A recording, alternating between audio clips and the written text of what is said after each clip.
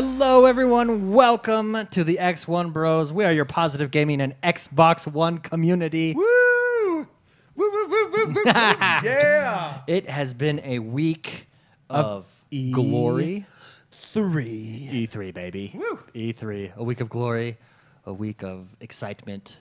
Yeah, Jordan took the day off of the day zero. I think they call it day zero. Day zero. That confuses me. But Monday, Jordan took it off, and we had breakfast together. I was in a plane, so I was flying to Texas. And, which, by the way, I really like Texas. First time I've ever been there. I think I could live in Texas. Yeah. Minus the humidity was blowing my mind. Yeah, if you have air conditioning wherever you live and work and travel, then Texas is a really cool place. I lived there for a couple of years. Oh, yeah. It's awesome. fantastic. Yeah. Such good food. Everyone's really nice. Yeah. Really polite. And you can get belt buckles that'll blow your mind there. I have a belt buckle collection. I should show it to you. I would like to see that, yes. pretty Anyway, neat. so I was flying. My plane left. What were we talking about? This one was my plan. I was going to watch E3. Uh-huh. First thing when I arrived from the plane, we left at 11 our time. Supposed to get there at 2:30, 2:20. We'll be at the hotel by 3 o'clock probably, maybe 3:30. There was weather concerns, and Okay. so they closed the Dallas airport while we were descending to land. So we circled in the air for about an hour and a half. Then they had to refuel. They come on, they're like, we need fuel. We're going to land in Oklahoma City. So I landed in Oklahoma City. I thought, man, I could get out, walk around or something. No, I had to sit there on the plane for another 2 hours. It took a 2.5 hour flight and turned it into almost 7 hours. And so then I didn't get to watch E3 until Thursday. And I avoided all the news until That's Thursday. impressive. And let me tell you know how hard that is That's to do? impressive. It's so people are like messaging me, sending me tweets and texts, and I just I had to turn off. I had to keep my phone in airplane mode the entire time. Yeah, that's pretty good. I'm proud of you. Thank you. Yeah. Thank you. Takes a lot of willpower. As always, I'm joined by the bros, the X1 Bros. It's Mr. McSpicy, Mark Haywood. How was your E3 week? Oh, it was awesome. Unfortunately, my work schedule skyrocketed Tuesday to yesterday. And so I was able to still kind of read and watch, the VODs of the E3 and everything, but it was such a busy week for me too. I was so exhausted. Even today I'm still a little out of it, but it was a lot of fun news. A lot of exciting stuff. Jordan, how about you? I'm joined by Jordan Paskett. Yeah, it was good. I mean, any unique, interesting stories that you No, have to tell us? there's a lot of there's I a lot of have good stuff. I have an interesting story about Jordan. Oh, okay, go ahead. So today my wife came home because if you guys didn't know, my wife and Jordan work together. They do. They worked together. Oh, yes. Jordan is moving on with his life, and my wife was sad. Jordan. Yeah, she came to the back today before she left. Jordan no longer. That's where I work in the back. She came to the back with you, huh? Yeah. I gotta have a discussion with her about that. No, yeah, Jordan, he's moving on with his life. That was your last day working with my lady. Yeah, It's pretty neat. yeah. But my wife's sad she won't work. No, with you anymore. yeah. It was a sad day. So yeah. Anyways, I'm sure- sorry I missed your I'm sure they had it'll- like a barbecue thing. I'm sure. That I Yeah, couldn't- that was actually really good. We went to a restaurant a little ways away from here, and it was good. Yeah. I was sad that I couldn't make it because my work Yeah, just. that's what they were saying. So my wife's gonna miss you. Yeah, Just no, so you know. it was So, good. Jordan, what do you plan on doing in your retirement years? I could beat a lot of games. Oh, yes. Is that why you did it? Is that why you quit work? No. He's retired. Yeah. You didn't know that? No, next week I have the week off anyway, regardless. Sure. So, and no one else does, so I'll be at home. Playing games. Yeah. And you had a new purchase this week. Why don't you tell us a little about this new fantastic purchase that Yeah, you made? I Actually, it's kind of like a fourth time repurchase. Did you get another 3DS? Yeah. He did. It's only the second one I've had. Didn't you have a 2DS? No. Oh, okay. I Second didn't one. have 2DS, That's yeah. funny. Yeah, I so told him, went do and not sell this one. Just keep it. Yeah. Because eventually you're going to want it again. That's super funny. Okay, well, Yeah. next time if you want to get rid of it, just let me have it. I'll take it off your hands for a you know few what? months. Oh yeah, I'll just hold it for you while you don't You're use like, it. you'll be his safe deposit box. Yeah. Yeah, that's what I'll be for you. Last but not least, I am X1. We are the X1 Bros. I have some some home maintenance events. I don't know what you call those. I don't know. The NHL tournament starts this week, so this weekend, everybody, pay attention to your emails, the brackets, tweets, whatever. I'll send it out to you, and the tournament will start. Really excited to see who the best player on the ice is. Bring your skates, lace them up, and go to town, baby. Go to town. Also, it is a new month, and with that new month comes new Patreon drops. Oh! That's right. That's right. As you guys know, if you paid attention, this month it's Mirror's Edge, Battlefield 1, or Doom. How do I get these games, you ask? Or how do I enter the drawing for these games? Well, all you have to do is support us. And you can support us by going over to x1bros.com, hit the support the show button, or go to Patreon, hit the support. In case you don't know what Patreon is, it is a website that enables you to support the shows and producers of shows that you like. So, for instance, you can pledge $1 or $100 every month to us and help support the show, help grow the community, help us as a artistic entity. No, as don't- I just my filter just kicked in as awesome dudes. As badass dudes. Yeah, that's what I was gonna say. But okay, I have a stronger filter than you apparently. Anyways, and thank you so much, everybody who has supported us on Patreon. If you feel that this show is worth supporting, please head over and consider donating a couple dollars our way and enter the drawing. We try to give back, and every month we give away a game. You get your choice of Mirror's Edge, Battlefield 1, or Doom at the end of this month if you are a Patreon subscriber. Jordan, what would you choose? By the way, Oh, what would you choose? you already have Doom. Mirror's Edge, Doom, and Battlefield 1. Battlefield 1. Okay, that's probably what I would choose. I think I choose Mirror Edge right now. Really, Yeah. you like that? I really like the parkour. style, yeah. I just want to smash someone with a shovel. And I have a sniper in one hand and a poop shovel in the other. If you cannot or don't want to support us financially, but you still want to support us, then just tell your friends about the show. That is the best way. Or go rate us on iTunes. That always helps us out as well. Or subscribe to us on YouTube. Just spread the word, brethren. Spread the word. Spread the word of positive gaming. You know who said positive gaming, by the way? Who used that phrase? Who? Mr. Phil Spencer. Really? They're copying us. Uh-oh. Trademark infringement. Trademark We infringement. should have trademarked it. Oh, well. Whatever. do you do? Well, what can you do? Yeah. Anyways, with that, let's get this show on the road.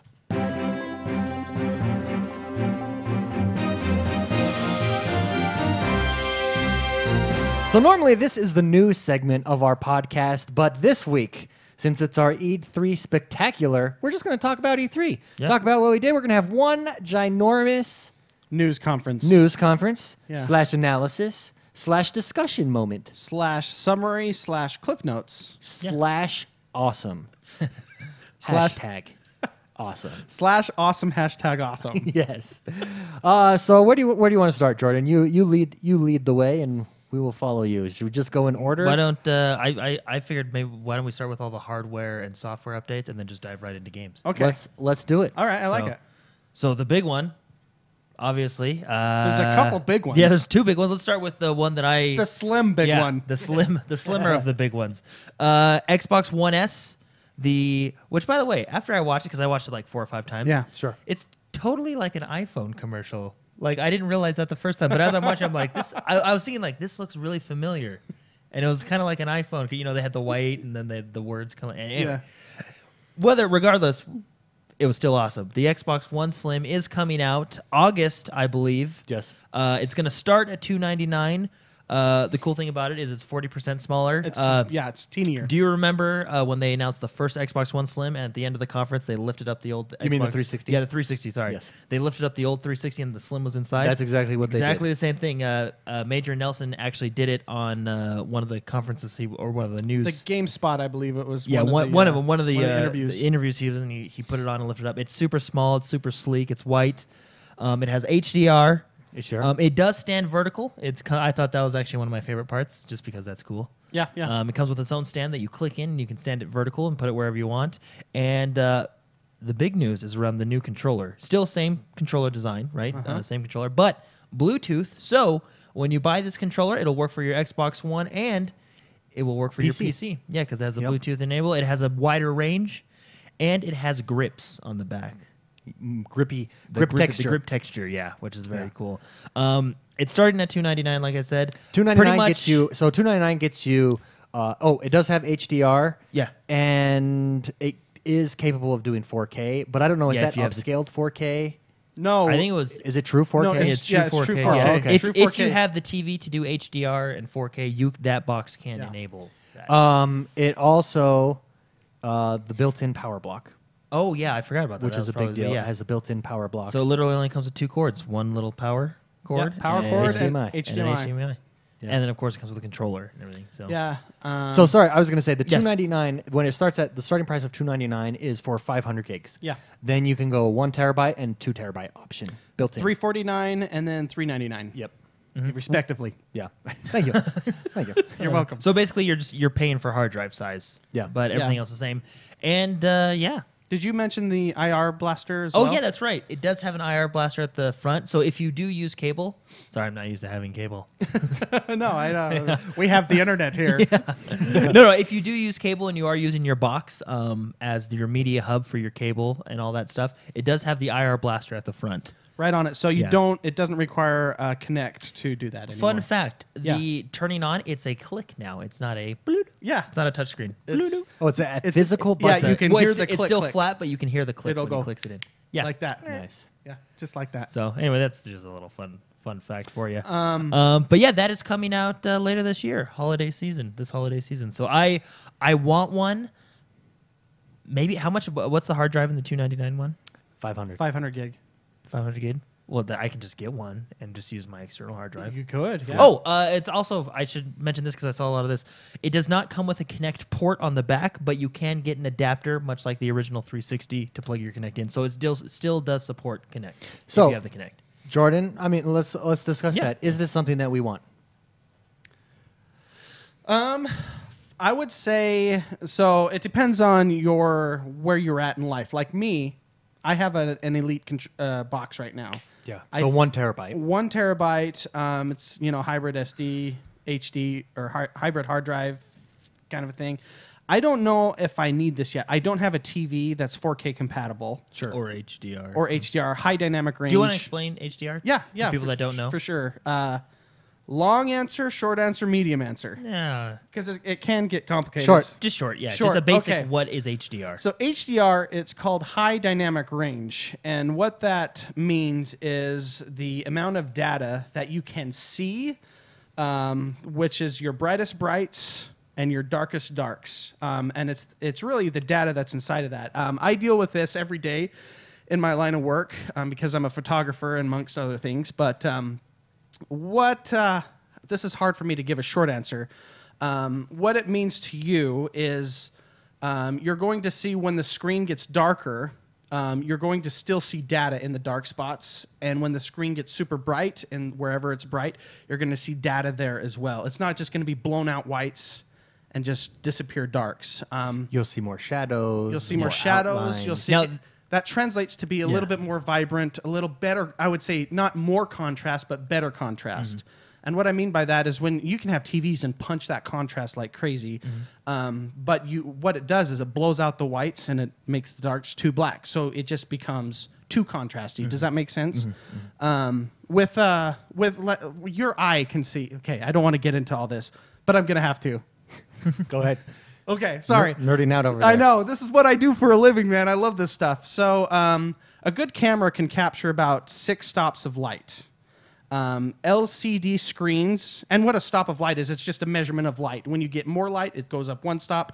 When you get less light, you go down a stop, essentially. And a good camera is around 6 stops of light. You probably noticed, if you've ever taken a picture with your phone on a beach or in a park or something, if you take a picture of somebody and the sky looks perfect, but the person right there is super dark, that means the range of your camera was exposed for the sunlight and the range couldn't translate to the person below you. It was too big of a range.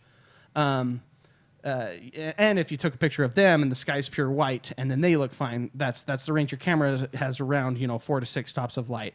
What that range is limited to 6 stops. A TV can capture, like an LCD screen can capture normally around 12 stops of light. HDR TVs is about 20 stops of light. the human eye can see about 24 stops of light. So when you're taking that picture and they look fine, but on the camera it doesn't look very fine, that's because your eye can see a much broader range of light, the dynamic range of light than a camera. Am I going off? You're getting bored. Sorry. Basically, what this translates to is more data that you can see on the TV screen, and it looks more vibrant. The contrast looks better, and it's just more rich and fuller picture. Is that okay?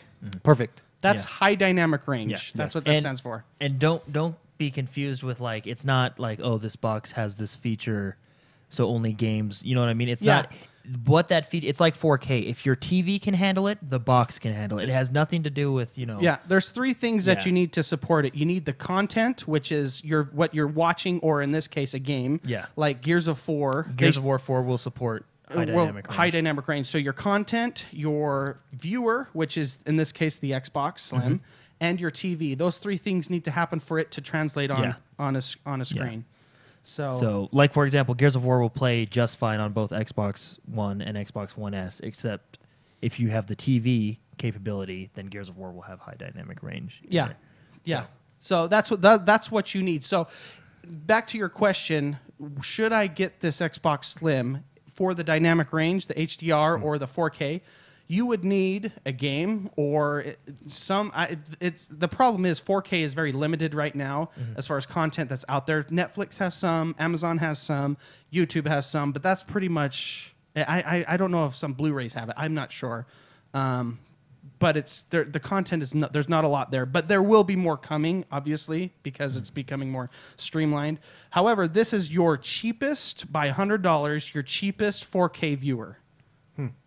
So the Xbox Slim, if you have a 4K TV and you do not have a means to watch that 4K yet, this is going to be by $100 the cheapest unit you can get, And it plays video games. and it plays video games, So- HDR video games. So Yeah. is this something we should get? Is this something you will get? You want? I probably there's also the sex appeal of It the is box. sexy. It is super. I sexy. love the size. I love the shrunk down. I didn't think I would because I really do like people hammer the big box design. I really enjoy it myself, but it does look nice. Yeah. Super sexy. The controller is amazing. And I got to also mention, since we're talking about hardware, they announced customizable controllers. Oh yeah. Yep. And these customizable controllers are, in fact, the same controller you really get with this box. Yep. They'll all come with the grips, the Bluetooth, and everything, the everything that you get with the one that comes with the box. The new ones you'll be able to connect to your PC and all that stuff via Bluetooth and everything. So, sex appeal is awesome. Utility wise, it's pretty much the same for me since I don't have a 4K TV. Sure. But if you are in the market for that, then it's an awesome box for you. Agreed. And it actually has more processing power than the Elite. Agreed. So let's actually go to we're starting with hardware. We're going to get into software that was announced during E3, but let's start with the hardware. The big ones is Scorpio, obviously, which we'll get to in a minute. But right now we're on the Xbox One S, which is the Slim. Phil Spencer was asked in an interview with Major Nelson to explain who the One S is for. So if you're out there and you're wondering, who is this for? Should I just wait for the Scorpion? Should I get this Scorpio? Should I get this? What should I do? Phil Spencer has a great answer for you. Yeah, Here this he goes. is in an interview with Larry Herb. I like that you're starting with what choice do I want to make as a customer, because that's how we thought about it. We wanted to give you the choice on which products you want to buy. And this is a great price for a console that will play all of the Xbox One games that are out there, all of our 360 back compat games, and all of the Xbox One games that are coming. So this is a great part of the Xbox One family of devices, and it'll be, I think, a very good console for millions and millions of people. Project Scorpio is a true native 4K console. If you've got a 4K TV, if you're thinking about 4K gaming is what I want to experience, but I don't want to lose access to all the he's still Xbox comparing One them. games I've already purchased, or the games I want to go buy, or the Xbox 360 back compat games I'm playing, Scorpio is the high end of our line of Xbox One consoles. So we're able to go out there and say, you can make the choice based on your lifestyle, your budget, what you want to go buy, but know that you're not getting left behind and you're also not getting locked out of future hardware innovation. So we're able to build a family of devices that really will support you end to end. Not only There you go. So what do we think of that answer? Basically, what he's saying is what the purpose of the S is, the Slim and Scorpio and all the hardware that they announced is to give you as gamers more options, more entry-level price points. Thoughts? Yeah, I mean, this is something that I don't know. I was speaking of Project Scorpio, which we haven't mentioned yet, but that's the new high-end box that's coming. Well, let's just jump right into it. We're pretty much done with the 1S. Right? Sure. Or Well, Oh. finish McSpicy. and that's what HDR is. No, I can't remember what I was saying. Oh, okay. What was the question? Well, just thoughts on the S1 as a different price point. No, yeah, I mean, if for those that have not jumped in yet, or maybe is looking to get something for your 4K TV, and what Phil Spencer said, the end game goal is to tier things for people's different lifestyles, for their budgets, for things like that. This is a totally great option for mid-tier gaming. It's the IKEA space saving box. Okay, there I you mean, go. That's what it is. No, I really like that. I think it's. Let me put it this way. I have a friend who is a big PC gamer who has never thought about getting an Xbox One, and who told me after this announcement that is a great price point. This Christmas, depending on the sales and bundles, I'll probably get it Slim. Yeah. Because of that. And so and that's exactly its purpose. It's not to replace the Xbox Slim necessarily. If you like the way it looks, of course you can replace it or buy an additional one, which I thought about and almost did today. Yeah, he did. He almost bought a Slim hold the today. trigger. I probably will one day in the next couple of weeks come on this show and say, guess what I have now, guys? A Slim. And it will be awesome. And I'll give you a high five But- and a hug and a butt slap. But that $299 price point is a great price point for It what really is. for what you're getting for the Slim, for the features on it, for it's really pretty. And that's exactly what they were targeting, and it worked. I mean, according to my research of one person, it has worked. That's a great data point. Right? Me. So that was the first hardware reveal. McSpicy also mentioned before we get to Scorpio, Jordan, I want to talk about the customizable Yeah. controllers. Yeah. That was something that was big that we've touched on a little bit here.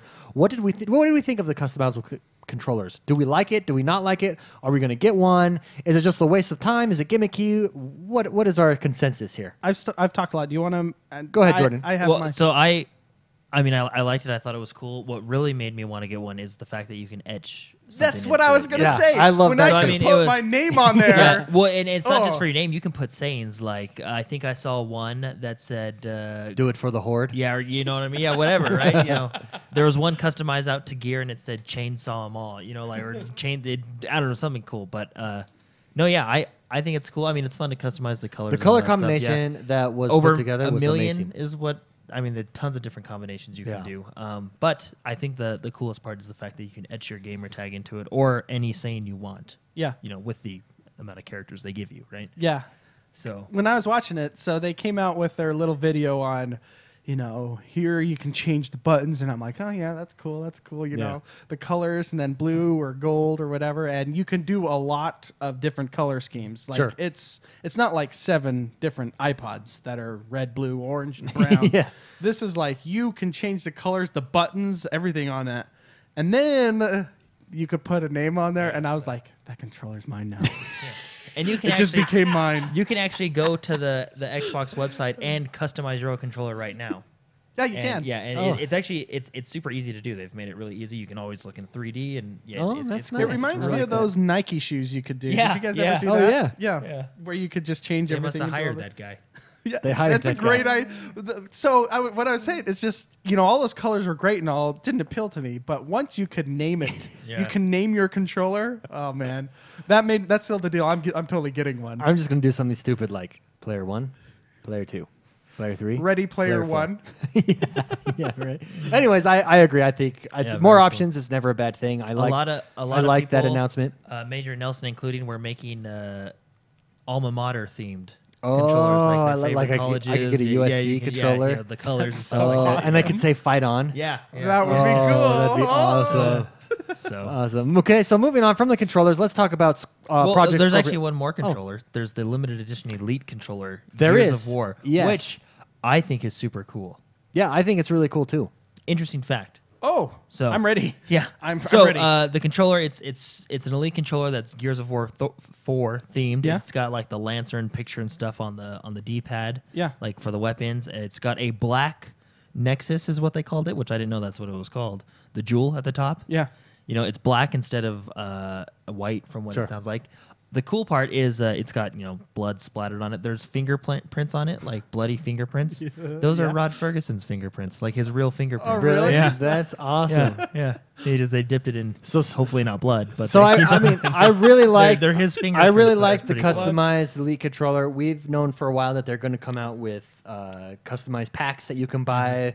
You can replace Yeah. your buttons. You can replace This your one, controllers, David, stuff you'll like like this one because this is a full-on limited. Like if you want it, you need to order it now because they're releasing it and then it's never There's a coming limited back. Yeah, it's number. it's not. Yeah. He even said hey, if you want this, you got to get it now. Because Yeah. we're not making very many of these. So, So speaking of that, Matthew Smith writes in and says, Gears of War Elite controller was announced and made available for pre-order. Which game do you guys think should get an Elite controller? Forza. Oh, All of them. No. Yeah. Forza would be a cool. Forza's 'Cause Forza's that- standard controller was awesome. Yeah. You make an Elite controller with cool Isn't the customizable Forza buttons and stuff. Isn't technically the Forza Elite controller a steering wheel? yeah. The elite setup. Well, The- did you see the driving seat and steering wheel that guy Yeah, at the drove in? conference. What would be a good? I'll tell you what would be a cool one. Actually, this isn't a game that you need an Elite controller to play necessarily, but Minecraft could make a really cool Elite controller. It could just be Very boxes. ergonomically Yeah. uncomfortable. That would be just like, I think they made that on the first Xbox. I called it the limo. You remember the first Yeah, controller? The Duke. Yeah. That's this big old guy. Yeah, that'd be a cool one. I would Doom would be a really cool one too. I feel like that would look like the Gears of War controller, though. No way, Similar. Diablo faces on there and Gears of War. flames. Oh, I can't beat flames, man. you can't. Flames burn. Yeah, flames do burn. Well said, David. What were you gonna say? No, I was going to say not because of the game, although I am a fan of the game, but by the style. Mirror's Edge. Oh, Mirror's Edge. Oh, That yeah. red and bright red and white. White. Yeah, that'd be sexy. So. Sexy. The filter just kicked in. So Yeah. I got to be super Sexy careful. controller. Yeah. Anyway, so those are the controllers you can get now. But yeah, now jumping in, Project Scorpio. Yes. This is coming out next year. End of next year. Yeah, holiday 2017. Basically, it is a high-end Xbox One. And when we say high end, like it's going to be, I mean, there's no price point or anything like that, but there the are some video, brass ones swinging off of this guy. Big old suckers. the video that they showed seemed, Todd Howard was in the video, and he said, and this kind of leads to the next thing, VR will be compatible on that console from what we hear. Yes. And Todd Howard was in the little Scorpio video that they had, and he said that they're pushing Fallout 4 to VR, and he says it's nice to have a console that can do what we need for VR. And he was excited to, basically, it's going to be the high-end Xbox One. Funny story. When we were watching this live, Jordan leaned over to me and he said, "If Todd Howard says it's good, I'm in." No, yeah, I did. No, I did. Well, because I wanted to hear the plan. I mean, obviously more power is always cool, but I want to hear the plan. Yeah, what's is it going to the- be a different box? My fear was kind of like actually how Nintendo 3DS has Sure. done it. There's the Nintendo 3DS, which is a more powerful DS than the original 3DS, and it has more processing power. And Then there's a 2DS. Yeah, and then there's a 2DS, which they're all in the same family. All the games work, but the new 3DS has certain exclusives because they take advantage of that processing power, which I think is cool and great, but that I feel alienates a good percentage of your Sure, audience. everybody you know what that I mean? doesn't have that Like you device. can't, you know what I mean? And that was the fear, a lot of And people's that- yeah, concerns with with Project this, Scorpio, yeah. that you're creating a new Xbox and everything's going to be obsolete. That is not the case. Yeah. In fact, let's go to Phil Spencer and hear what Yeah. he has to say on it. Okay. Phil, what do you got to say?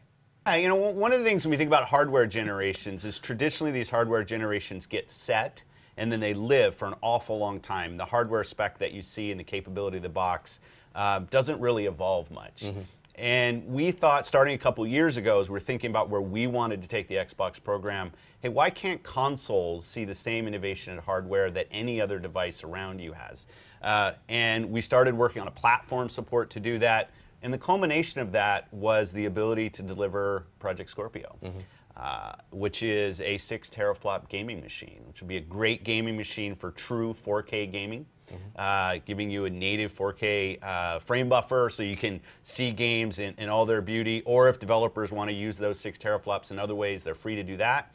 And also looking at VR and the state of the art in VR out there that's growing so much in popularity on the PC, and say, okay, we want to build a console that would be a perfect on-ramp for VR. That 6 teraflops is critical there too, so you can get the experience that you expect today in a console game in the VR games that you'll be playing in the future. How should people think about Project Scorpio? I mean, they look at it like, wait a minute, new console, but you just said that you're trying to redefine kind of what the generations are in consoles. So this is a family, and you talked about that earlier. You're exactly right. You know, the choice you've had to make in the past between console generations is, do I want to leave all my stuff behind and move forward?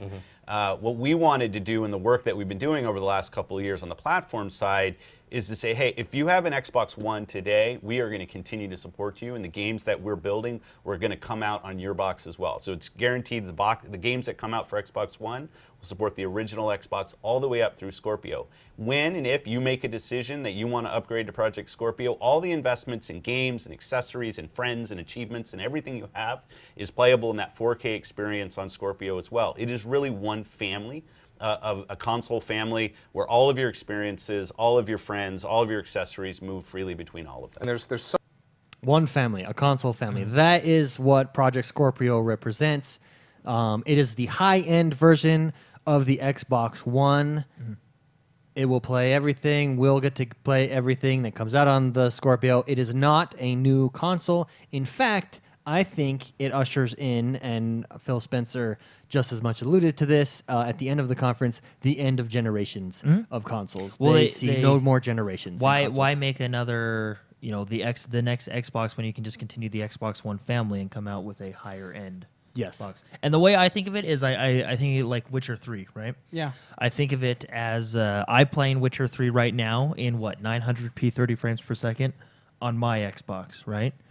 If I wanted to play Witcher 3 still on the Xbox in 60 frames per second at 4K, I could upgrade to the Project Scorpio. You know what I mean? Yeah. So, and I think of it like that. So it's not, and I like how they're doing it, which it's so simple. I don't know why we didn't think of it 2 weeks ago when we were talking about it.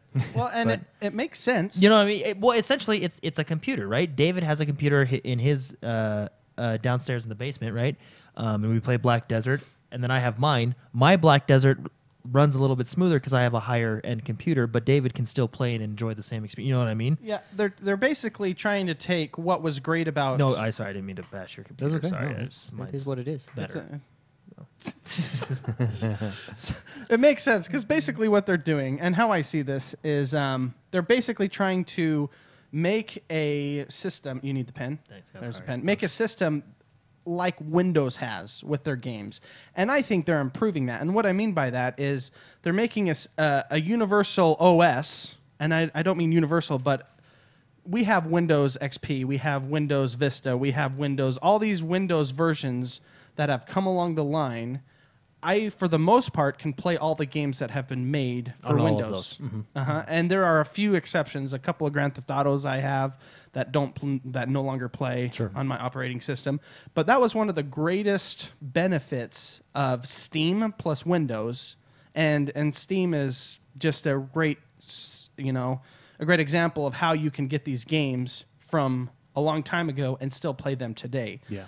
This is an end game solution to that problem for Xbox. For consoles. For consoles, yeah. It's a solution to where you no longer have to worry about losing your games when the next version of console, quote unquote console, comes out. Yeah. It's now there. It's going to be supported from here on out. Yeah. And you can just make the new games that come out and stuff like that. Things are just going to be prettier, and better hardware and all that stuff. But you're not going to be left behind, and it's just an encompassing OS is what I can see it as. And if you remember a while ago at the keynote when he said, I can still go back and play the original Dooms on my PC and then play the latest game in 4K, you know what I mean, on one PC, I think they're trying to... That's their vision bridge for that. the Yeah, Xbox, yeah, and that's exactly. and I love it. I love this announcement. I love the Xbox One S. I like the idea of different price point entries, more options for us as consumers, as gamers. Let's try and get everybody into the community, playing the games, playing together. whether you want the latest and greatest machine or you price is what's important to you. Yeah. Or even being comfortable. I mean, they're combining PC and console. They're really combining the PC and console market. Yeah, no, they absolutely are. In fact, and that brings us to our next point in this whole theme of family. You got the Scorpio, the Xbox One. Now, one of the I think the biggest announcement of E3. It didn't get as much play as I thought it would get. I see what you did there. But I think it's the biggest announcement, and that is Microsoft exclusives, Xbox One come with what Xbox is calling the Play Anywhere, the Xbox Play Anywhere Play Anywhere program. If it comes with the logo with a monitor and an Xbox below it, that's a Play Anywhere game. Yeah. And what that means is buy once, get it twice, basically. Buy once, get it on the PC and the Xbox. Yeah. Gears of War 4 is one of these. Wait, and when we say PC, it is Windows 10 exclusive. Yeah, Windows Yeah. 10 Windows 10. PC. So, that's what- unfortunately, Windows 8 and 7 won't work if you Yeah. still have those. You have to. Have I a still have 10 Windows PC. 7 Yeah. because I like Windows 7 better. We all know that. Anyways, yeah. So that's what it is. It's it's interesting that the Xbox Slim and the new Xbox controllers that's why they enabled Yeah, Bluetooth on them. Bluetooth, yeah. Yeah. Because you now can control your Xbox on your controller to your PC easily. Just plug and play. It with feels to me it's Bluetooth. just this whole idea of choice. Like, for example, but going back to the boxes, you have 3 different boxes you can buy now. Well, not now, but you know what I mean. Eventually, Yeah. I mean, if you're just a casual gamer that doesn't mind playing a game at 30 frames a second, and in 1080p or 900p, right? You can buy your box at a price point that's comfortable for you. Or if you're a high-end gamer that wants the 4K HDR, all that high-end stuff, you can still buy a console. But you and I can still play the same game. You know what Yeah. I mean? So- So and even the Play Anywhere, like Yeah. you buy it, you have So it. play anywhere. I'm surprised it didn't get more play. I think it's huge. It's not just that you get 2 copies of the game, which is essentially what you get to work on your Windows 10 device and your Xbox One. You also everything carries over. Your saves, your account, It's all your saved in the cloud. achievements. It's all saved in the cloud. It carries over. So if I'm playing Forza, which is going to be one of the games, Forza Horizon 3 coming out. That's Windows Play Anywhere. I playing on my Xbox. Let's go to my computer. I got a new graphics card. Let's crank this baby up and really experience. I got a driving wheel. I'm simulated out, baby. Yeah. Then I can go over to my PC, pick up right where I left off. I love that. I just think Microsoft nailed what they gave us as gamers the ultimate benefit, and that is more value for our dollar. We can play all Freedom. together. It's all one ecosystem. They're finally doing it, and I'm loving it. They gave us freedom. They gave us freedom. They gave us choice. I think the most useful choice is the wife comes in, wants to watch Netflix. And then Jump right over to the next room. That is a useful choice. Or you're taking a bath. Yeah. Taking a bath, Right there play on your the- laptop. Don't have Play to right stream, on just the play right on the laptop. laptop. Yeah. So, but anyway, yeah, those are cool. Staying with software updates to the console. Let's talk about the updates coming to the console, and then we can jump into the software everybody wants to talk about. the games. Absolutely. What are those updates? So, first of all, huge update. I know Mark is really excited for this one because I think you used it a lot back in the day. yeah, the background music. Background music. I love Oh, this. baby. It's coming. Yeah, this will be perfect. I was actually just playing Forza Horizon 2 before the show. This is where this game. And I mean, although it does this have, feature comes I into listened play. to Horizon Pulse in that game. Good for that you. radio station, Yeah, and good. it's a good radio station. That's a great but radio station. That's a perfect 98.2. game. Yeah, that is one of those. That's one of those perfect games for your own music. You know what I mean? You don't really need to listen to the computer or any of the talking. You can just crank your own tunes. Do you know what's so funny? And, I was reading a lot of threads on Reddit about I was in a lot of PC gaming threads and stuff, and they were so confused. Background music. What do you? What do you mean?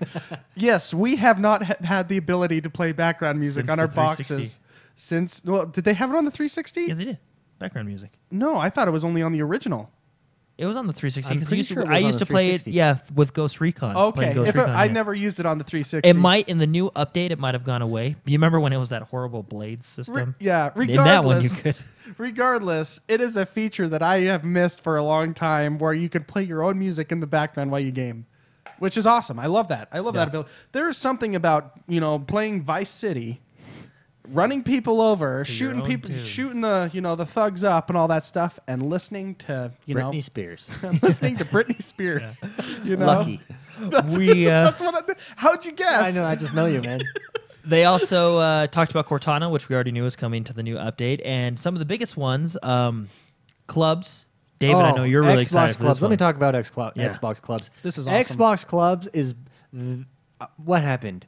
Is the X1 Bros here? We got together, and when Major Nelson was on the show afterwards, you guys didn't see this, but we said, Major Nelson, put together some clubs for us so that our community can come together in your system and have a central point to meet up for games and achievements Chat. and team up chat. Find Please people do that have that. the same Major interests. Nelson said okay.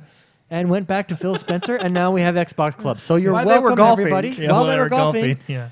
No, but that's what Xbox Clubs is. It is built for this community. In all reality, this is what it's made for. As a community, as soon as clubs drop, you'll be able to on your Xbox go to the club screen, the club hub, and everybody will be there. It'll show you everybody that's online, that's in the club, what games they're playing in the club. Be able to join them, party up with them, what parties are existing from people within that club. A one-stop shop for everything. Think about our forums. If we were to take our forums and move them onto the Xbox with a controller, and that's what Xbox Clubs is. And you can bet that there's going to be an X1 Bros Club. Yeah, and Oh, you can bet. and they're going to have it for everything. So Yeah. developers are going to have it. Games are going to have clubs.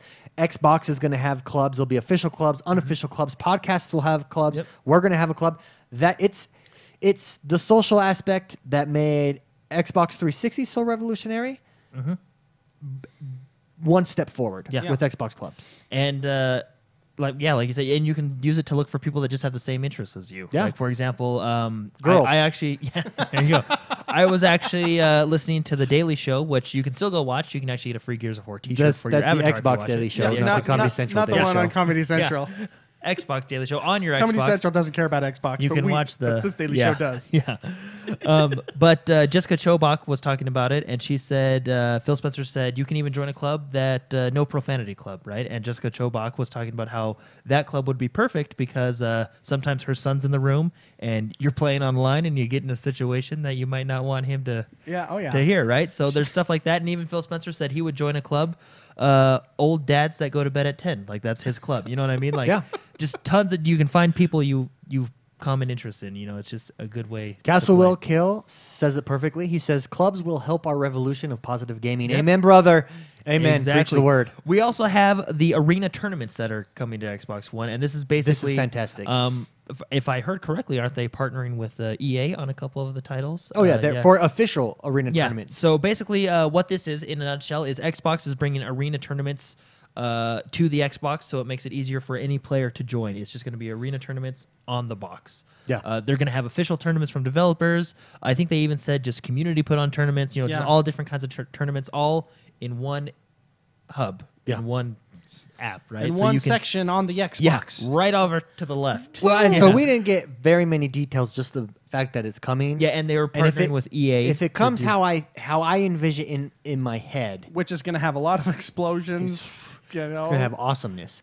But Basically a Michael Bay Basically, I want section. it needs to be seamless, and I think that's Yeah. what this is going Yeah. to be. Seamless. You run your tournaments on the Xbox One.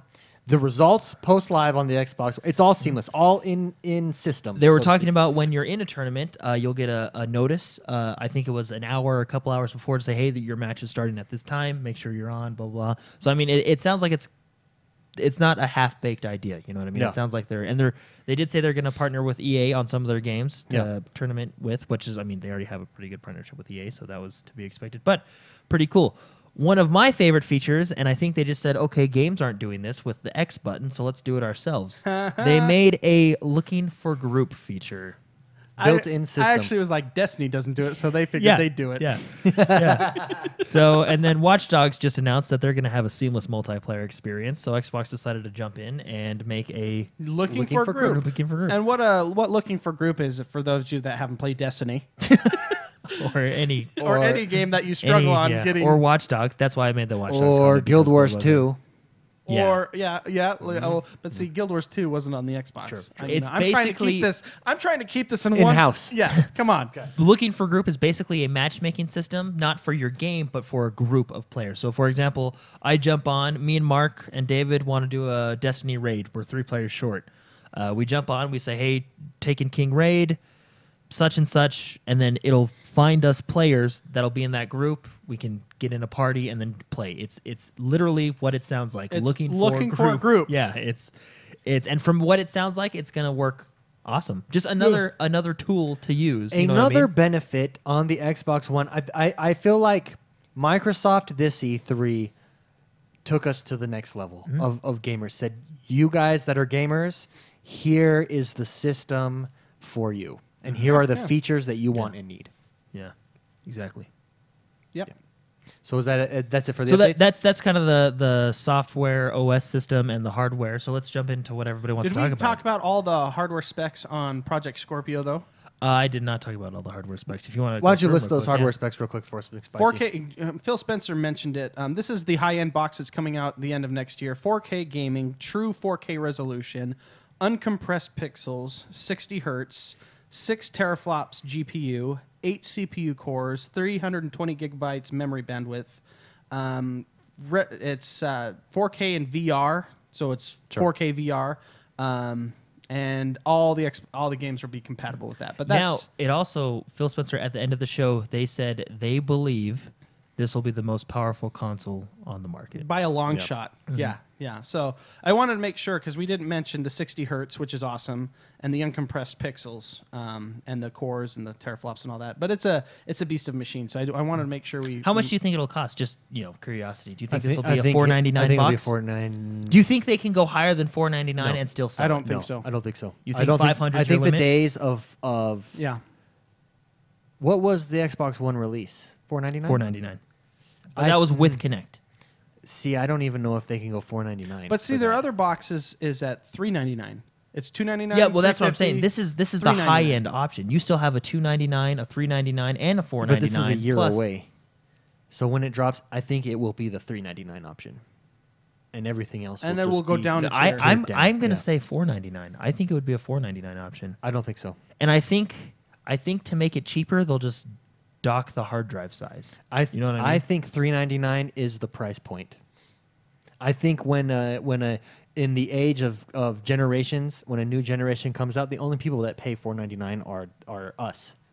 You know. Well, but that's the thing because But there's a lot of us out there. But no, but that's the point though. Like we're the type of people that say, "Hey, I want the most powerful box. I will pay $4.99 for that." and- You can have other people that say, "Well, I mean, I can still play the same games as you, but I don't need 4K resolution Sure. and I don't need 8 cores of processing power. I'll buy the $2.99 one." I think that's the idea. But I think You know what I mean? $3.99 is their high end premium price point because if you look at it, the Xbox Elite, what was it? It was $3.99. That was the top Xbox at its time. Now the Xbox One S, what is it? It's $3.99. It's the top Xbox of its time. Well, $2.99. Well, Or $3.99 for the the 2 higher terabyte. end, Yeah. yeah. When a year from now, when the Scorpio releases, I think it's going to be $3.99. I think $3.99 is the price point for the high end, and everything I don't else know, tears that's- down off of that. That's I don't. I still think I'm going to go $4.99. That's. I I just think- think $3.99 for what you're I'll getting tell you in what. that machine. 1 year from now, Yeah, let's do it. I will bet you a console. Dinner. We will go. No, let's put your let's Oh. put. I will bet What you. console? Can it be a Game Boy Advance? No, I will bet you Dude, the you realize Scorpio. if it's $4.99, that's $1,000 you're gonna spend. No, because Well, I mean, like, or I'll spend. Yeah. Or whatever. Well, no, How you'll just be able to how afford to about buy me when one. we go? That's Because we're all it. gonna buy one, I'm sure. Sure. How about when we go to the launch party? The loser buys dinner at said No, launch this party. is it's a year away. Come on, let's make the stakes big. Come on, we'll forget about this in a week. Let's do it for a game. Okay, there you go. A game on it. Okay. Yeah. I think. Can I put in my 2 cents? No. Yeah. I'm just kidding. Yeah, go ahead. Kind of offended. No, I think David's right.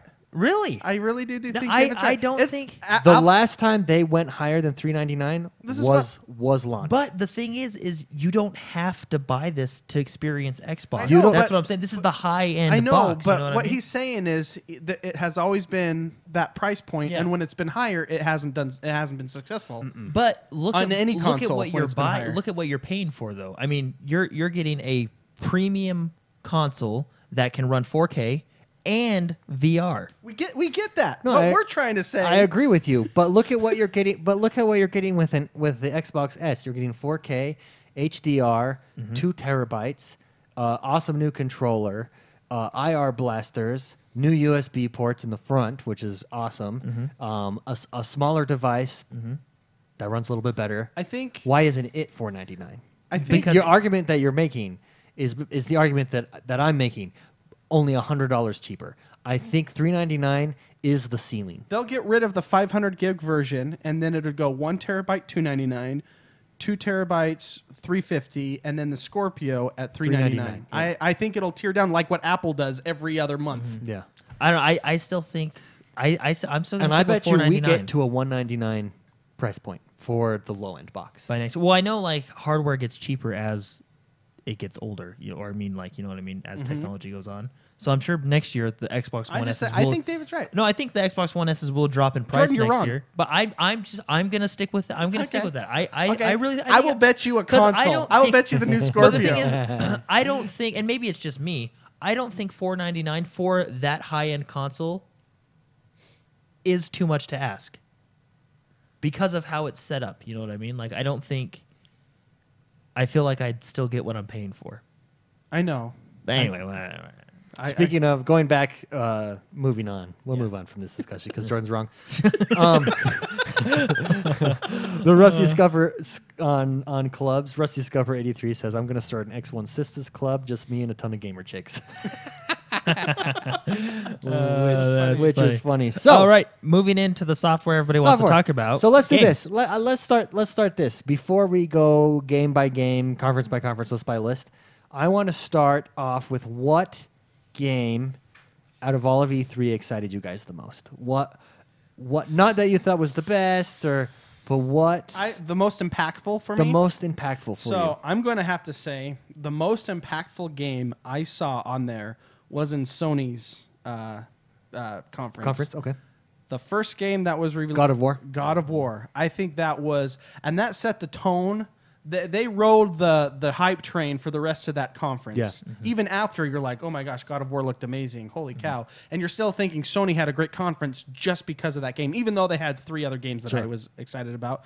But that God of War trailer, they didn't say anything. They just went right into it, and it was emotional. The way It they was- announced him, he just and came he's out. a beard, and he's got a, And his Grab kid- your knife, boy. His Grabbing kid a- shoots him in the shoulder. so cool. That trailer was amazing. I would say the most impactful was Sony's God of War. I would agree with that. You want to know what? And this isn't a Sony thing, but we like games, so we respect every console and stuff.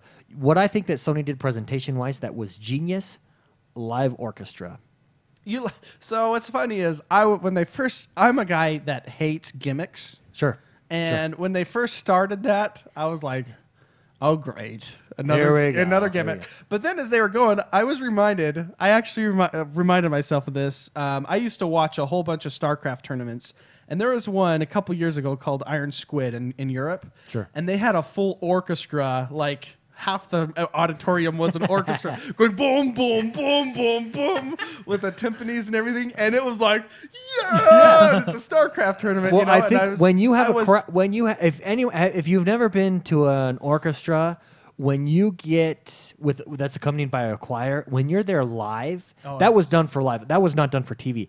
When you're there live and you experience like a really moving number or a really intense number, it's like, whoa, it's motivating. It's why they have drums in war, because it pumps you up to fight. And to have that there simultaneous, like go up to, and then God of War starts and the choir is there just like for that live audience, I think presentation wise it was genius. Yeah. Well, and then like when you were watching Days Gone, which is it was in Sony's conference as Sure. well, and it's basically it looks exactly like The Last of Us. The Last of Us. Sure. You're just a motorcycle. I feel like it looks Motorcycle like game. State of Decay. Sons of myself. Anarchy, The Last of Us. Sons of Anarchy, The Last of Us. Perfect. But they did that whole like gameplay, like the 10-minute gameplay with the orchestra building in the background as he's moving along. Like that's when I sat back and went, okay, the orchestra was pretty dang awesome. Yeah. Yeah. I You think know it what I was a mean? genius move. Yeah. So most impactful, Jordan. What was most impactful game? for you? It's hard. I think it's between 2 of them. I haven't quite decided yet. Even Sure. 3 of them. But I'm gonna have to say, Forza Horizon 3. Yeah. That I think was awesome. I think it looks really fun. And moving over to Nintendo, Breath of the Wild. Oh, the new, sure. the new Zelda, Zelda, game. yeah. Yeah. That it looked great. Yeah, really, Sounds really like well something I done. need. So as far as biggest disappointments, anyone? Disappointments. Yeah, before we get into Game I by have games. disappointments, but I don't know. I think I'm in a minority. Okay, on go it. ahead. Just one. Just give me one. I'll give you game two that letters. you found that maybe you were looking forward to, and the trailer came out or they presented it at this E3 and it just disappointed you. It kind of destroyed the excitement that you had. For I'll that give you game. 2 letters Okay. because I do not like this, and it's like bleeding into everything that I'm seeing. Okay. VR. Oh. Okay. I'm disappointed. What specifically?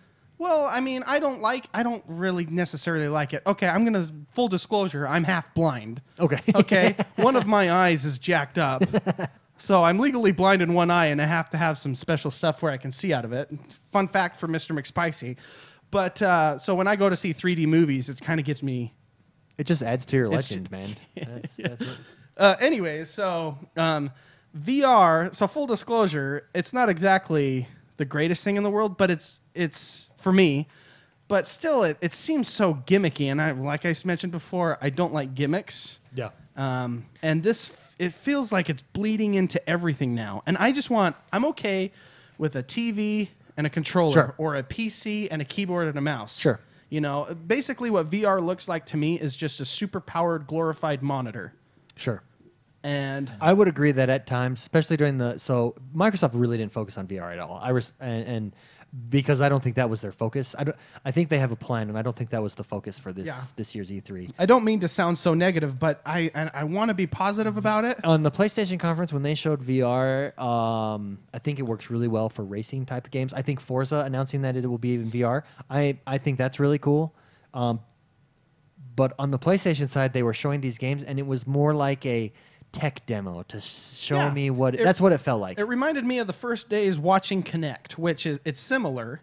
You know, seeing this new tech that's out where it can capture you, and then the games you play is you just stop a ball or you jump up and down, and that's not a game to me. That's just, I feel like that you go to a conference and you see like, you know, over here is Staples and over here is this, and then you have this neat little thing where you can gimmicky game kind of a thing. Yeah. I mean, I do think VR is coming, there's no doubt, and I think that some developers will utilize it very, very well. I Yeah. think the majority of those developers, it'll be first on the PC, obviously. I'm just not a fan of it, and Yeah. I haven't been, and I don't think I ever will be. And the fact that it's bleeding into, I mean, like what did Xbox have? It was bleeding into, Bethesda's game. I love it. Fallout 4. They did Fallout 4 VR, or they announced some stuff like that. But in that case, they're just taking Fallout 4 to VR. It's going to be the same game, just on so it's a VR. glorified monitor, you know. So yeah, Well- I mean that was. Well, it depends how it yeah. works. Like if it truly, none of us,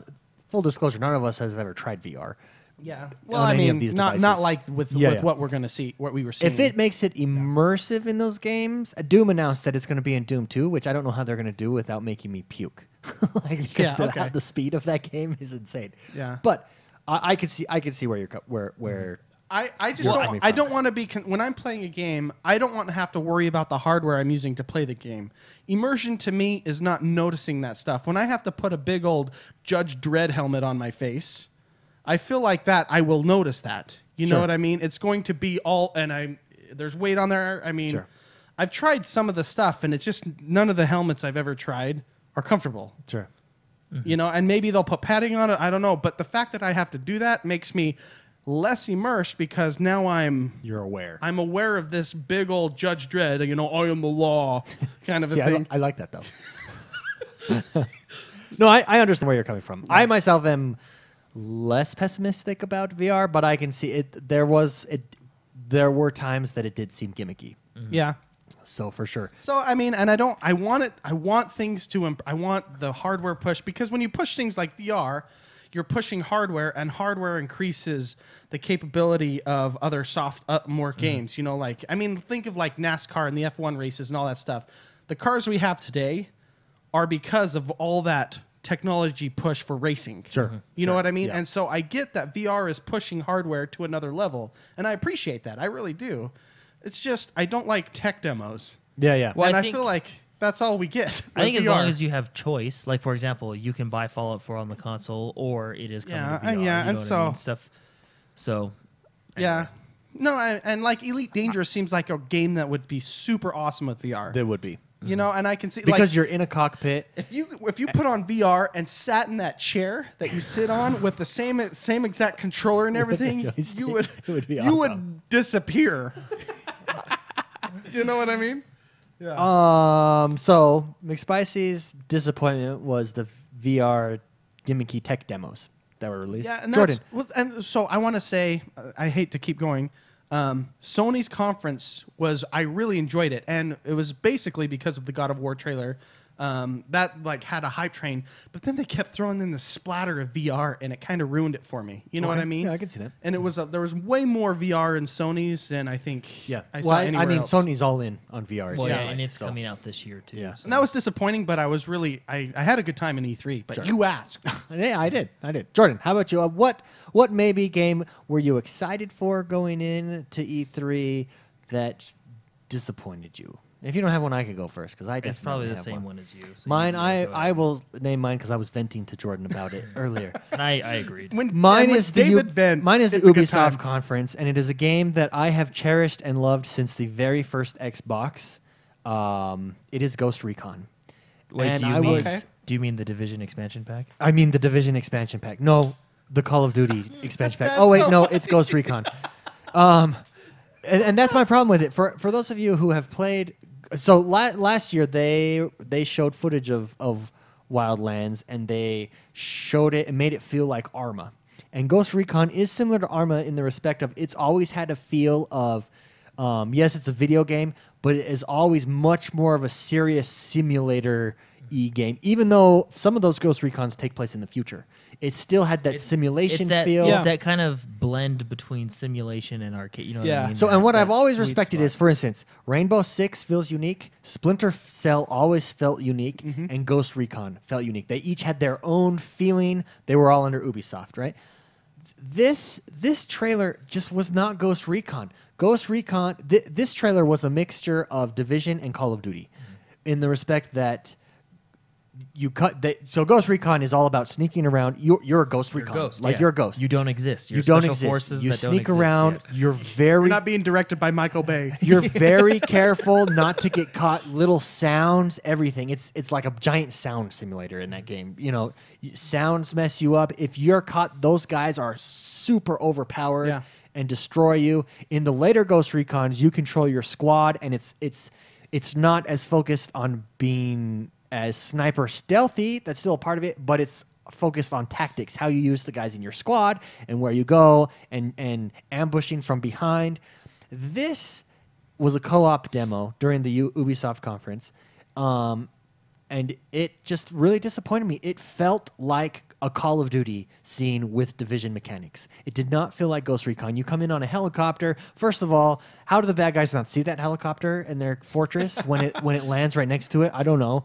And then they're sneaking up. You have a guy with a silencer pistol one-shotting people 300 feet away. That's not. It had a very. My problem with it, or what disappointed me, it might be a very good game, and this was just one aspect that I didn't like. Maybe maybe it will turn out and it will still have that Ghost Recon feel. It felt arcadey, and Ghost Recon does not feel arcadey when you play it. This Yeah, felt Call of classic Duty Ghost Recon, yeah. arcadey, Yeah. and that was a big disappointment to me. Hopefully, that's not what it does. I was really impressed by the world when they flew away. It's like, wow, that is a huge world. That's really cool. Yeah. But it felt much more like Division. Yeah. And I would love that to be a Division expansion if that's what it is. But it didn't have that Ghost Recon Yeah. feel Yeah. to me. Yeah. So well. and So the that dirt was my bikes and everything. that was my No, I agree with you. I think it looks like it could be a fun game, but it's just not a Ghost Recon. Put game. another It sticker does- on there? It does feel like, I mean, even the backpacks and stuff, like their character. I mean, it just felt very Division-y. Yeah. You know, which is, it's just the disappointment was the fact that it wasn't Ghost Recon. yeah. That was my Yeah. and Jordan knows because Jordan Yeah, we Jordan was played a it. wee child when I played these games Yeah, we had to their max. We'd have LAN Jungle parties with Storm. it. I had Yeah. I had 4 TVs and 4 Xboxes for that game at Yeah, one it was, point. and it's Yeah. all about sneaking around, Squad. patience, taking your time. It had a simulation feel to it, and I enjoy that. So that was a little bit disappointing. Okay, let's just bang them out. Let's Okay, go yeah, through the list of games so- now. So and, I know talk which about 'em. conferences. I don't have them split up into conferences. Mostly Xbox conferences first, but we can talk about what conference they Okay, were at yeah, if I you have want, them all but, up on my screen. If you need it. I have what? Yeah. Anyway, first one, Gears of War 4. This is a Play Anywhere title. It is a Play Anywhere Also, title. HDR compatible. Yes, Boom. HDR compatible. 20 minutes of explanation I gave Yeah. before the during the beginning of the Basically, show. but Hashtag they education. showed a new gameplay video of the campaign. I know a lot, I was talking to some people and they didn't like it, which is fine. I thought it was cool. I thought it was a pretty cool campaign. It kind of showed off more of the weather and what it can who, do. who didn't like it? What was that? I was not that impressed by it. yeah. You weren't that impressed by it? I mean, it was what it is. It Gears didn't of War. It didn't push me forward towards it anymore. It didn't take me back. It was just It was just there. It showed some of the cool weather effects, like you're using the saw blade gun. The saw blade was cool. And when you shoot it, the wind actually blew it, so you What- couldn't use that. What I gun did at not that like point. about the saw blade, though, I mean, not that I didn't like, but what I didn't realize is it ricochets back to him. Yeah. Yeah. When it ricocheted back to him, all the time I was like, "Oh man, I'm not using that gun." well, it didn't hurt him, did it? I don't think there was friendly fire on himself. Maybe for the demo, but I think feel it hurt like him. I It feel hurt him. like Yeah, I'm pretty sure. In I the feel demo like it hurt as him. a gameplay standpoint, if it ricochets back at you, it should hurt you. Like I Well, then why would No, you ever I'm- use I'm- that gun? I'm because fairly you can, certain you it can did. and they talked. Rod Ferguson talked about that gun and what its use is. It's to pull people out of cover. So you're hiding behind cover. I can just shoot it at that wall, and it gets behind you. Oh, so okay. it pulls you out of cover. So you basically have an unlimited Captain America shield going at these people. Yeah. Bum, bum, bum. Because I saw a lot of shots come back and hit him. Like, it was like every third I'm shot. pretty sure it hurt him. I really feel like it should hurt him. If it doesn't, it should. Like I feel like that would take me out of the immersion of the game. Okay. Like So Gears of Gears War of War 4 4, demo. The they- ending to this demo. oh, I very think was, good. Was one of the should I best. let's just talk about it. You go home. Yeah, And and see Mr. Marcus Phoenix is Mr. sitting, Phoenix. and he goes, "Welcome home, son." That's cool. So they also talked about Horde Mode 3.0, which is going to be playable on all the maps. Yes. Different Horde modes. So try and get Wave 50. That'll be fun. It'll be good to go back to the game that started Horde Mode. I think my favorite feature about Gears of War 4 is Play anywhere. play anywhere. I really do. That just blew my mind. Every time they announced it, I was like, yes. Well, that was like, I swear I heard exclusive on Xbox and Windows 10. Yeah. Like every 5 seconds. I know. Yeah. They did a Throughout- good job of that. Of You could have a inundating us with that. drinking game based on how many times you heard exclusive on Windows 10 and Xbox. And then moving on to Killer Instinct. Another, I guess you can pretty much say Play Gears Anywhere of- because it already is Play Anywhere. Yeah. Another But, Gears of War mention. Yeah, another Gears of War mention. In Killer Instinct, they're going to have RAM come into Gears of War. Which, General RAM. General RAM, which if you played Not ready access memory. Yeah. If you've played Gears of War 1, it's the big boss you fight at the end, and it's the one that kills Kim at the very beginning. Oh, The spoiler. sergeant. Yeah, so Come on. if you play Ultimate Edition, you'll know exactly who it is. But anyway, he's coming to Killer Instinct, which is pretty cool. Yes. And then we got Forza 3, which I thought looked fantastic. Forza 3 Horizon. Forza 3 Horizon. Sorry. Also- Forza Horizon 3. Sorry, also- Forza Horizon 3. Come on, We guys. can say it 3 different ways, which we We just know, did. and we all know what we're talking about. Also a Play Anywhere title. Also Play Anywhere, which I think is huge. They demoed it as a Play Anywhere, which I think was really smart of them. This game looked so fun. with different setups, too, which is pretty cool. I downloaded Horizon 2 on my box. Again, it was in the cloud right now. And Jordan was playing this right before the show. Yeah, Horizon last 2. night. E3 is nice because it makes me go back and play all the games that I should have beat a long looked, time ago. It looked really good. I Yeah, was it did. impressed. It looked so much fun. I think Forza always looks Yeah. amazing. I Well, think I'm- this one, I think, though, really grabbed me. Unlike Horizon 2, I was like, all right, that's going to be fun.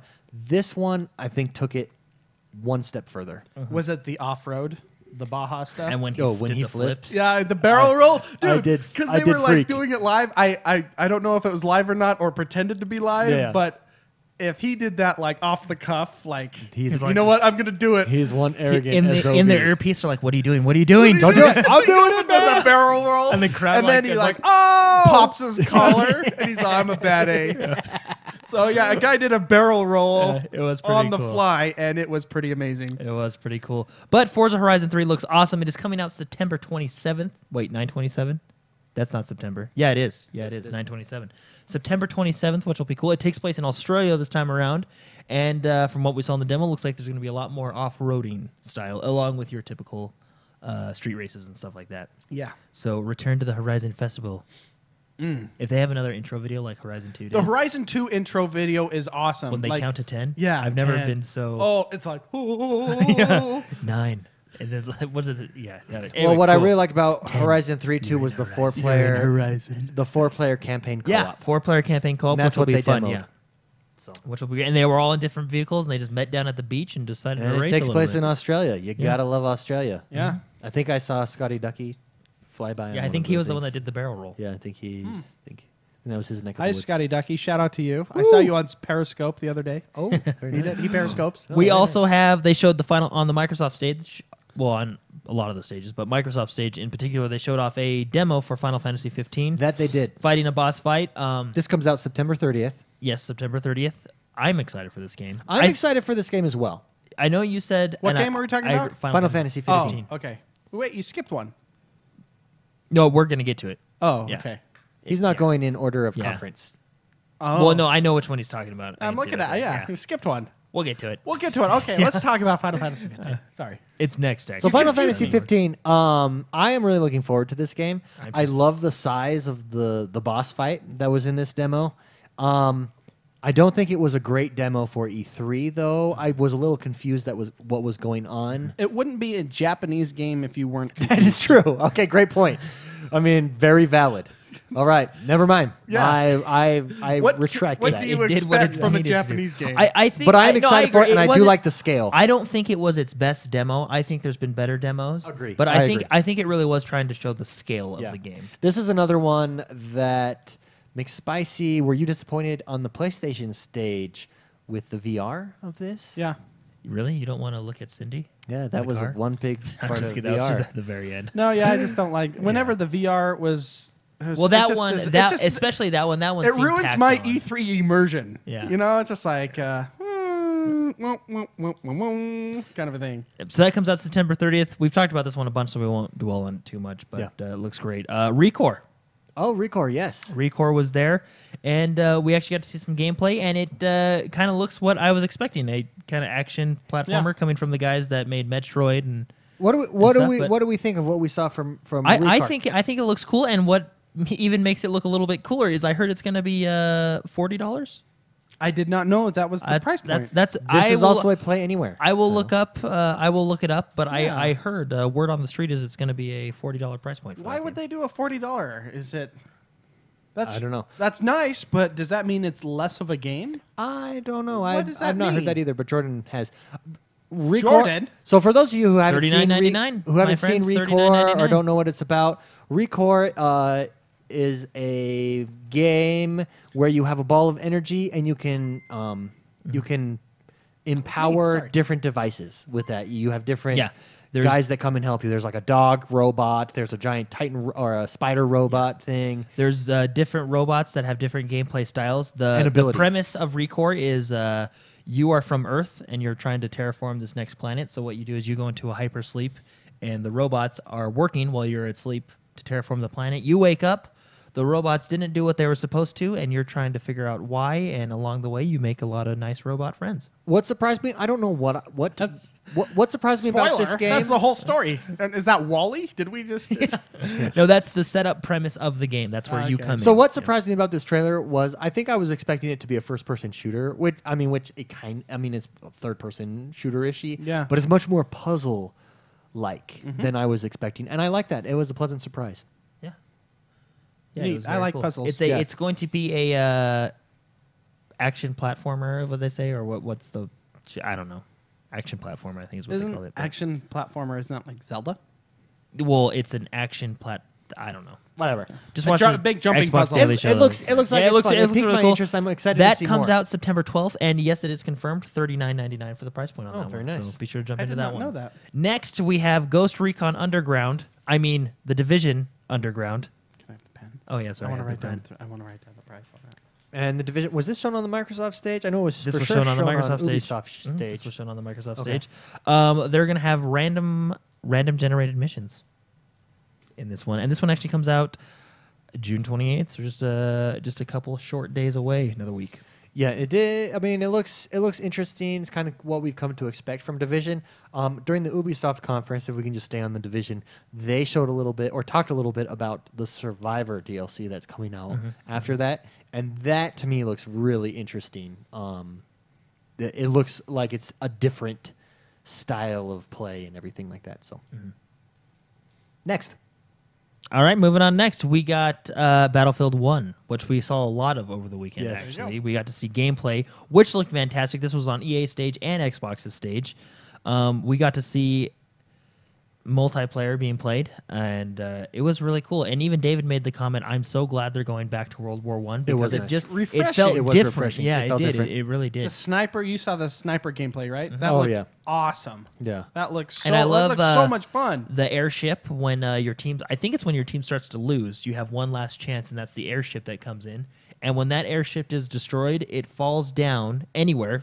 You know, it can be a different place every time. But I like that it actually destroys the buildings it falls on, so it can kind of change up the gameplay or the map a little bit. Yeah. And it does seem like there's a little bit more destruction going on, I agree. It does seem like there's more destruction. which I liked, because Bad Company 2, one of my favorite Battlefields, everything was destructible. I mean, Yeah. you can take a building from all the way down to the ground, right? I loved being the guy with the grenade launcher just because you could just run in a straight Yeah. line, blow walls. Yeah, and if you blew out all the open support walls, that building would just collapse. I felt in Battlefield 3 it was ramped down, Sure. and in Battlefield 4 I feel like it was ramped up a little, but still, localized ramped up. yeah, you know what I mean? Yeah, Specific So, buildings. but it feels like this. It's a little ramped up again. You know what I mean? Which, I loved the live weather effects in that game. Yeah. Fog would roll in. one map completely can change go it. through different weather effects and kind of day and night. I as thought it well. was beautiful. It looked gorgeous. It that did game that Frostbite 3 in That it. Frostbite 3 is a thing of beauty. Mass Effect is in Frostbite, Yeah. and I'm excited for that one. Throwing that out there. FIFA. That is in Frostbite. Yeah, FIFA I saw 17's that. Yeah, Frostbite. Frostbite's So- isn't that your favorite engine? Yeah, Jordan? yeah, it's one of my favorites. I think One it's of your the- favorites? Yeah. I thought it was your favorite. No, it is. I'm a little disappointed now. favorite. Oh, it is I your like favorite the then. Favorite, yeah. So but you I have- reject the last I have a statement. couple that I like. It's in the top 5. So it's in your top 5, or is it your favorite? It's probably my favorite. Probably your favorite. Yeah. Okay. I just can't. I get just think it's a straight really answer. cool engine. Okay. All right. Well, there you go. Yeah. And hey, if you have EA access, I believe you get this on the 13th, the 5 Yeah. days early. I also something else that stuck out to me about Battlefield 1, the new class, the tank class. Yes. The tank class is I actually really a like class. that. Now, don't get this confused. David can be a sniper and still jump in a tank and drive that tank around, but the tank class has specific abilities that will enhance the to make tank it better, Oh, and stuff okay. like that. So, So without a tank, he's weaker Yes. because he doesn't have the perks that a normal sniper, say, would have on foot. sure, True. let's go with True that. doctrine. Yeah, let's go with that. I don't know. Yeah, this is just what they Actually, said. I actually don't remember seeing the tank thing. Yeah, they So talked about the Battlefield tank class. 1 comes out EA access on October 13th. Everywhere else, October 21st. It's first on Xbox One. Yeah. Which will be which is really cool. And So- can we jump to the game? I don't know if I'm jumping ahead of you. That comes out the same week, basically. Yeah, you're fine. I'm just going down a list. So you're fine. Titanfall 2. Yes, Titanfall 2 comes out the same week. They had 2 trailers. They had their multiplayer trailer and the single player campaign mode. McSpicy, what did you think of the single player campaign mode trailer? Or did anything? Let me put it this way: did anything stand out to you? The single player campaign trailer looked actually awesome. Yeah. I felt like you're the guy. So in the trailer, if you haven't seen it, the robot guy, the Titan, Yeah. is being interviewed by a commanding officer, and basically the robot guy had to change pilots because his previous pilot died. Anyways, it shows like a connection between your pilot and your Titan. Yeah. And the Titan's role is to protect the pilot, and it almost it felt like an emotional kind of connection. Yeah, You know It's what I mean? funny you say that because on the Xbox Daily Show, Vince Zampelli was on there and he said it's going to be a story about the relationship between the pilot and his How Titan. awesome is that? Yeah. That's a great story. Yeah, I agree. Man in well, machine. I love because the audio overfaced towards over the images that were being shown from the campaign Yeah. mode was Titan. What is your protocol? And Oh, he went through. it he went through reminded the me protocol. of like the iRobot protocols, you know, like the 3 rules of robots. 3 laws. Yeah, the 3 laws. And it was just like I was not expecting that. And that's, give Call of Duty, their campaigns, their latest campaigns, they're kind of just explosions and guns and stuff like Sure. that. The older ones like Modern Warfare, I actually enjoyed the campaign like Sure. that. Campaign. Um, And that was the people that are making your Titanfall that campaign, Yeah. there's certain parts of that campaign where like, ooh, you get involved. It's not just explosions. You care about some of these people that you're playing with. this, I felt like that a lot on this. It was like they're making a story that you can connect to, and I enjoy that. I agree a with lot. that. Yeah. And I'm the excited. fact that, It made me excited Yeah. for it. and the fact that jumping over to multiplayer, the grapple hook and the gravity grenade. I don't know if grapple- that's what it's called, but the gravity The grenade. gravity is cool. grenade blew my mind when he throws When the he throws it, they grenade just, like, and they float. float up and you just shoot them. I did not see my smart pistol. I thought I saw your smart pistol, but it ended up being just like a little SMG. I hope my smart pistol is still there. But that grapple hook in the multiplayer trailer, so for those who have not yet seen it, being added to Titanfall is a grapple hook. You can grapple and launch yourself off of enemy titans, throw yourself in the air. It's going to add to the You whole can pull wall. pilots towards you. Yeah, it's going to add to the whole wall running strategy experience. What McSpicy's talking about, the very end of that trailer, he ejects from his Titan as you normally do, and then your Titan explodes. He ejects, and there's another pilot in the air, and he grapple hooks him towards him and kills him, like drop kicks him in the face. Now- It was so cool. Keep in mind, the grappling hook is not everybody has it. It's a perk or a Yeah, class choice. It looked if you like will, it was yeah. like on a 10-second timer on the bottom left-hand corner. And I don't. They said something. I don't want to quote it because I don't know if it's true. So I'll have to go back and look. But basically, you'll some people will have the grapple hook, and some people will have the other stuff that will that will be that will there. be just as cool, hopefully. Yeah.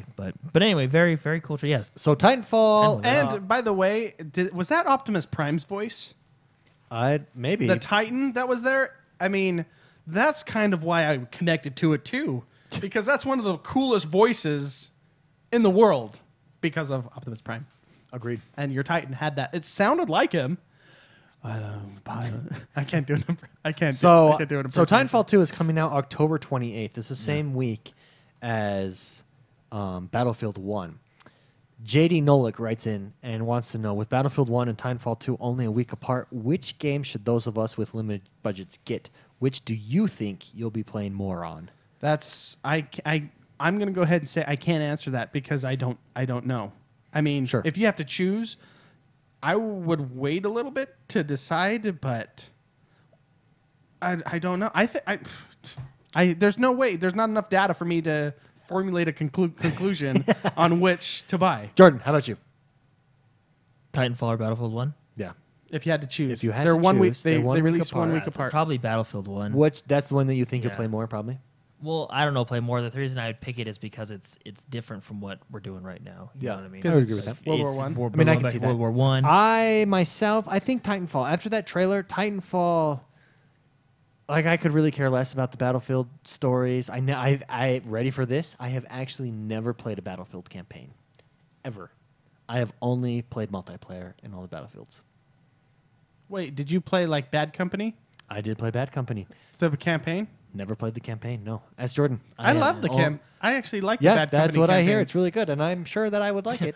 The But first I, one was really good. I The second literally one was have never not played as that. I've good, only yeah. played, Yeah. and I really don't Yeah. have an interest to play them. I don't know why. It just doesn't appeal to me. I really Well, those games are made Titanfall for really, like you multiplayer, said, yeah. it really did drag me in. I loved the first Titanfall. It was just so much fun. I think Titanfall will be the game that I jump into. I think it's going to come down to preference. I think they both look like excellent games. It's going to come down to what it fits your style more, what you want to experience. But I think Titanfall I'm going to be into.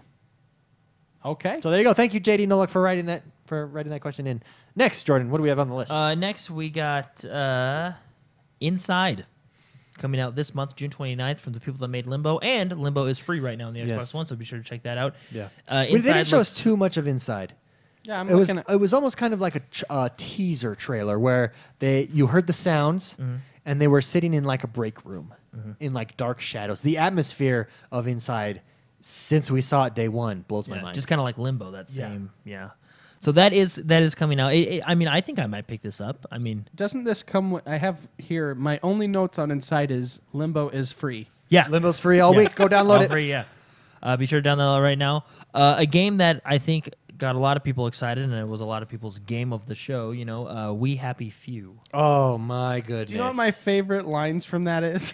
what is it? We have a downer. You haven't taken your joy pill. You haven't taken your Which joy I will pill. admit, this we game- have a downer. This game does look fantastic. Dude, that game, it just sucked you in, and it was weird, and it was in a good way, in an intriguing weird. You know, Take the art style, combine Clockwork Orange with Dishonored, kind of. It's And kind of Bioshock BioShock, yeah. And then you got kind of a 1984 feel to it. Yeah. feel to it. Yeah, it's... Well, and then when he's looking through the window, he doesn't take the pill. He cracks it, throws it down, and he walks out of the room. And he looks through the window, and the guy's injecting. The guy's like, "No, don't do it!" And he injects him. He waits. He turns and goes, "Hey, Phil," Like, or whatever his name is. Hey, Joey. And then the other guy comes and shuts the blinds. Like, Yeah. Yeah, the crazy cops So- with the happy face thing. so crazy. Yeah, it looks man. really cool. This game is coming to game preview next month. Here's my question.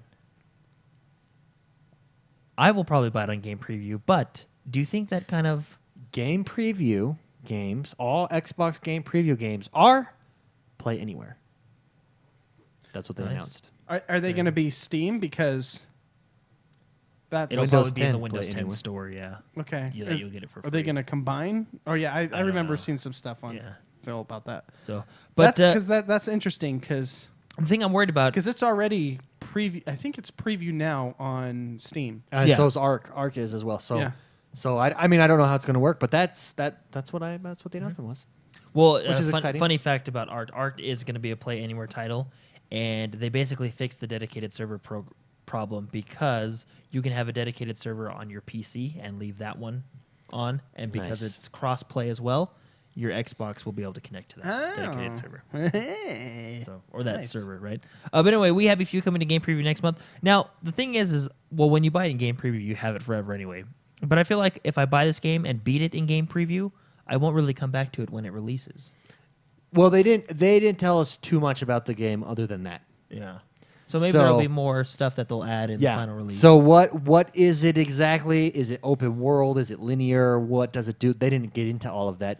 This was a premise for a story yeah. that blew me away. Yeah, very cool. I think it's one of my top 5 games that were there. Agreed. I think it So- was probably the top one for myself on the Xbox stage. And next we got Gwent, Yeah. which is coming. Now, out. when I watched this, let me set the mood for you. Okay. I was at a swanky hotel. I was up in bed, and I had my laptop on, and I was streaming the show via YouTube. My wife was asleep next to me, and all I could think about was McSpicy. Yeah. And I wanted to know. I'm kind of feeling a little... Well, I wanted to know, as the resident Hearthstone computer card game player, Yeah.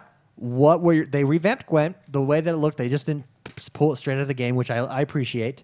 What are your thoughts on Gwent? What did it do for you, or what did it not do for you?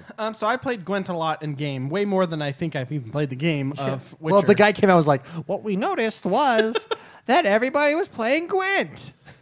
I mean, it looks like... no one was playing our game. So They were playing I have it Gwent. pulled up right now, and I'm looking at the gameplay again.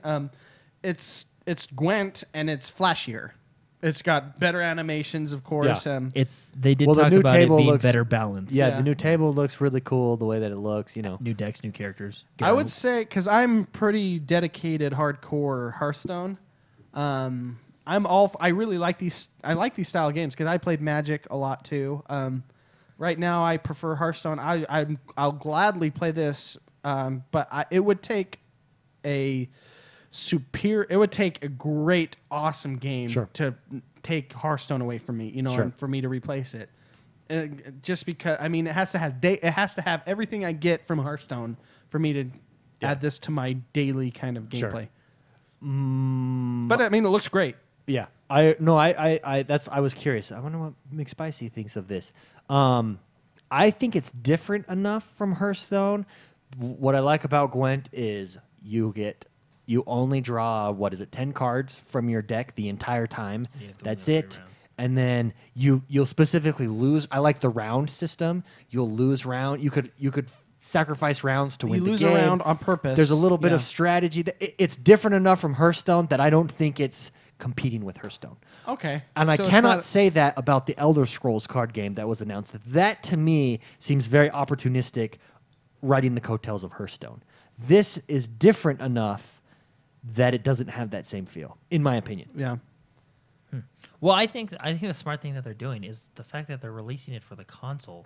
I know. Like, why? I mean, I Yeah, understand. why isn't Hearthstone on the console? I would Well, play that. and I probably even- I'd will. play it for achievements. Even the, Well, I mean- even the Elder Scrolls trading game, it's only on the PC right now. Why? I mean, it's not like they're not hardware intensive games. They play on your phones. They're not. Okay, I get it. I get it. No, I don't know why. No, when Hearthstone came out, Blizzard was not into consoles. They were a PC developer. Since then, they dabbled with Diablo, and Dabble. They ported it, and they actually did a really good job. Sure. And they've come out with Overwatch. I think it's just a matter of time before they take Hearthstone to the console. They already have it on They started mobile, and they're like, hey, it works in mobile. Let's try putting Diablo on this, on a console. Hey, it works. Okay. I think they're going to become an all-encompassing release on everything kind of developer. I think it's just limitations on how fast they want to Well, because create they things. brought Diablo to the 360 and stuff. Yeah, but at the end of its cycle. I Yeah. mean, that wasn't too long ago. And that was was their a little while ago. 3 years? I think longer than that. I think it's probably 5 years. Really? Yeah. I don't know. You can just be saying that, and I would take it. No, as I true, think 'cause I don't know. I think Diablo on the 360 and PlayStation 3 came out before Hearthstone was released. I know, but I'm just saying, Blizzard has been essentially, except their roots, because they did have the, Yeah, they started rock and roll on racing. Didn't they Super do rock and roll Nintendo, racing and the Last Vikings or? Yeah. They had those, but then they moved to kind of a PC development Mm-hmm, kind of thing. I think they will.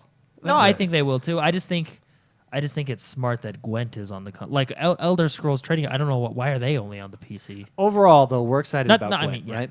Yeah, I think so. Yeah, I would agree. How do we know any price points or anything? I didn't see any. No. Okay. I mean, I think those games have the potential to be cash cows if they're done correctly.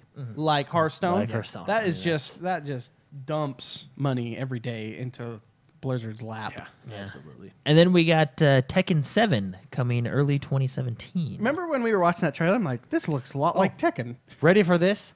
My wife, 1 second into that trailer, oh, that's Tekken. Apparently, she played Tekken a lot growing up. She's like, yeah, that's what's his and named the She character. was into fighting games though, wasn't she? yeah, she like named the character. I was sitting there like, what? Who are you? That's funny. And then I shut off my computer. We made love. that's what that did for me. oh my Oh, gosh. that's funny. Tekken 7 had a pretty cool trailer. Go check it out. That's coming out early 2017. Next game, one of my favorites of the show, in the top 5, Dead Rising 4. Oh yes. Frank West is back as the main character. This one is coming out in December, I believe.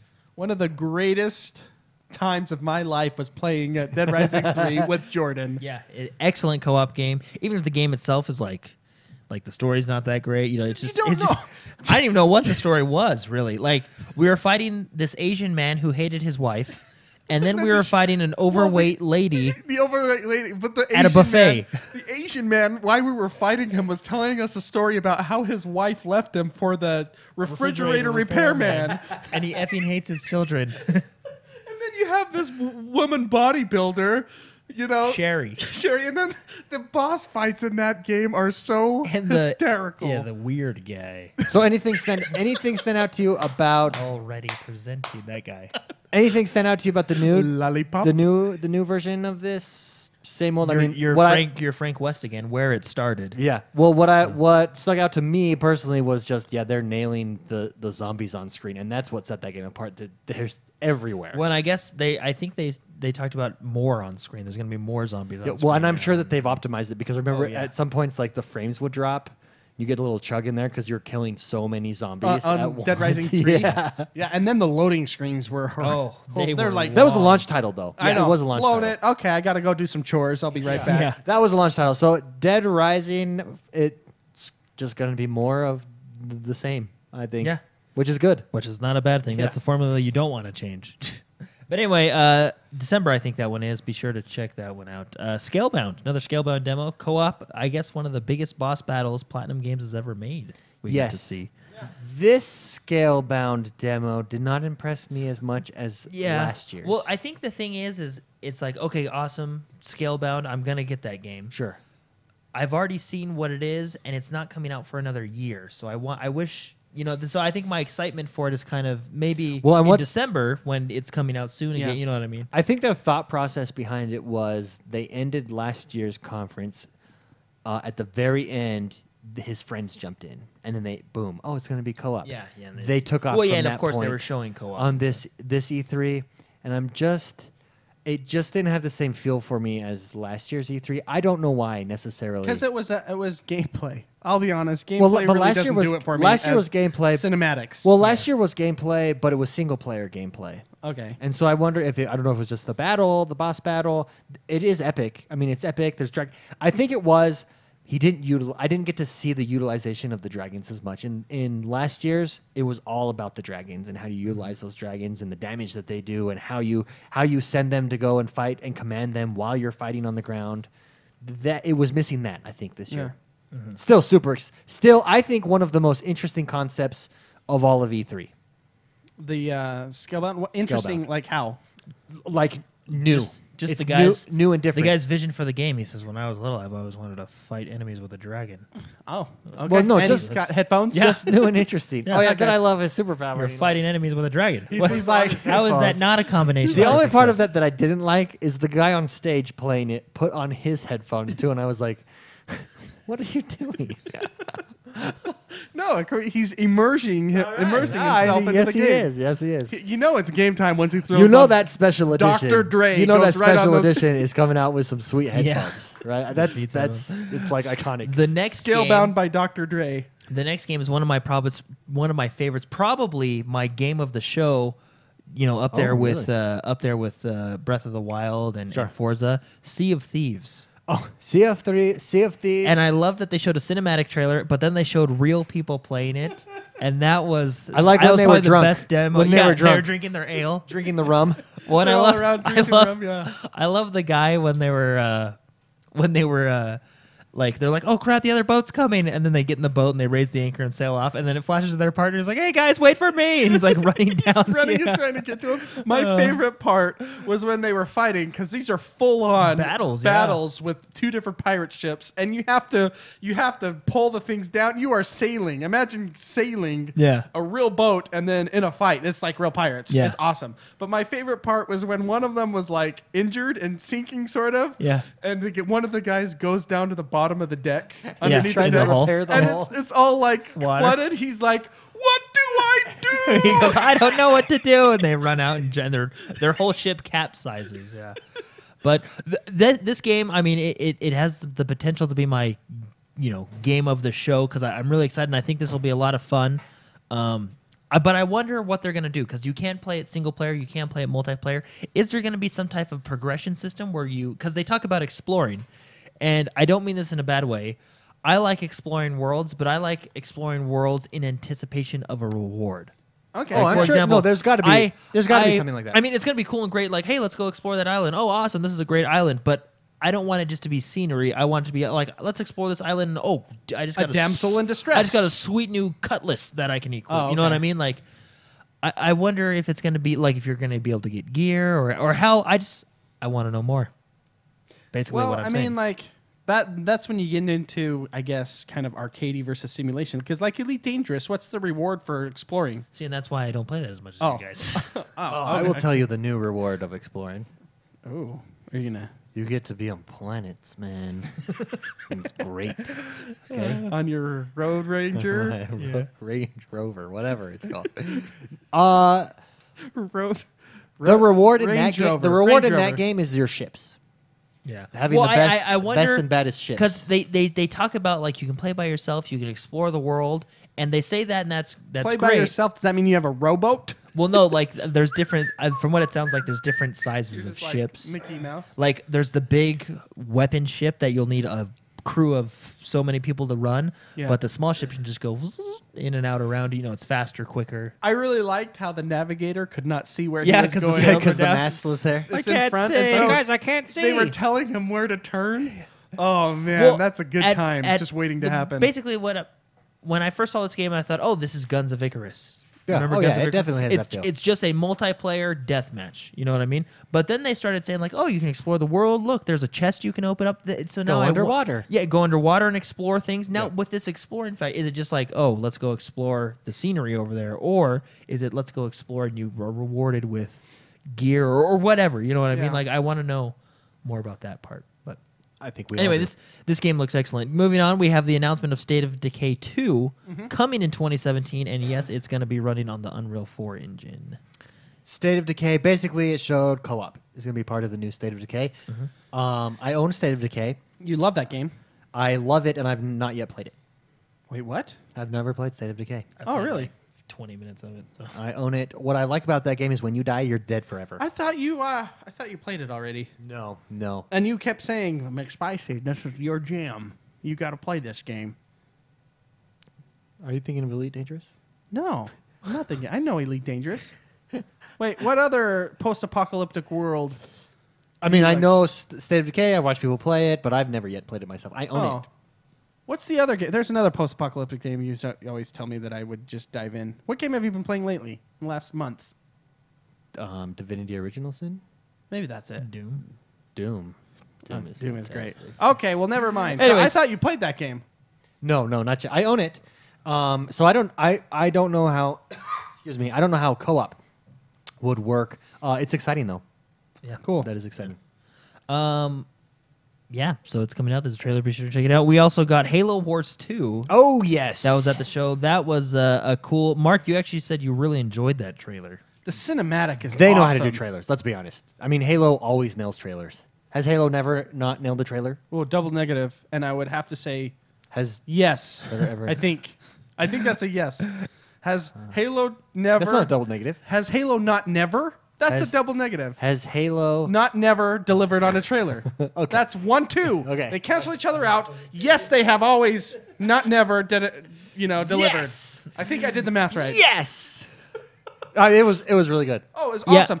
What I really liked about it, so what you have is, you guys should go watch this. What am I saying? You have the two commanders walking towards each other on a battlefield. While the battle's going While the on. battle's going, and it is does cool. It messes with time lapse and all the stuff. They slow things down, and the commander. I really like the look of that commander. He's of the new Earth bad commander. guys. Yeah. Oh, he's so it looks, and they just stare each other down while everything around them's going. The on. graphics look good. It looks smooth. It is anywhere, play anywhere. So that is what I like about this game. You'll be able to play on the PC. This is my concern. Will the PC have an advantage? The original Halo Wars was fantastic with the controller. They did a really good job. It was simple, easy to use. It was fast. It was just as fast as a mouse. If they can do something like that, I'm down. Maybe Well, I they'll make wonder it to if where you there's a can only control- play with the controller. Yeah, I on wonder the if there's PC. a control scheme to There- where. If it's controller versus mouse and keyboard, the mouse and keyboard has a tremendous In these types of games. multiplying. In an RTS, they have such a huge advantage. It's not even it. It shouldn't happen. I don't think you should be allowed to play against.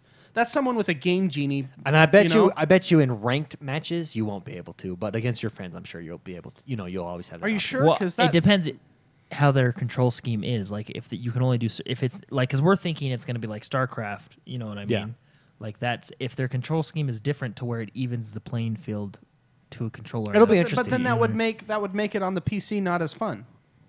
You're Yeah. basically handicapping the PC player. Well, not unless it's the So same they can- gaming yeah, if it's experience. the same gaming experience and maybe for it'll all be PC maybe players. it'll require a controller to play no matter what. I don't know. Okay. Yeah, who knows? We'll see how it But works. regardless, I'm very very excited for Halo 2. This is one of my games of the conference. Has anybody asked that question, by the way? I don't think so. I Like- mean, I'm sure people have asked it. But Like, has how there is been it an going to answer? be fair between console players and PC players, mouse and keyboard versus controller? I don't know. I feel like that question hasn't been asked. Maybe it Are we the probably only has. ones that care about that?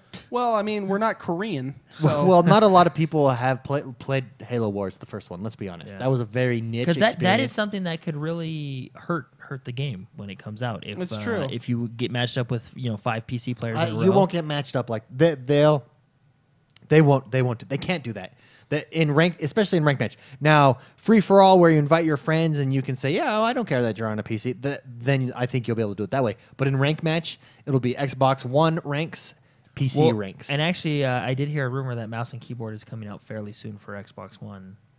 Oh, maybe. So you I can don't know. That's just maybe. maybe. But anyway, moving on. Halo Wars is coming out.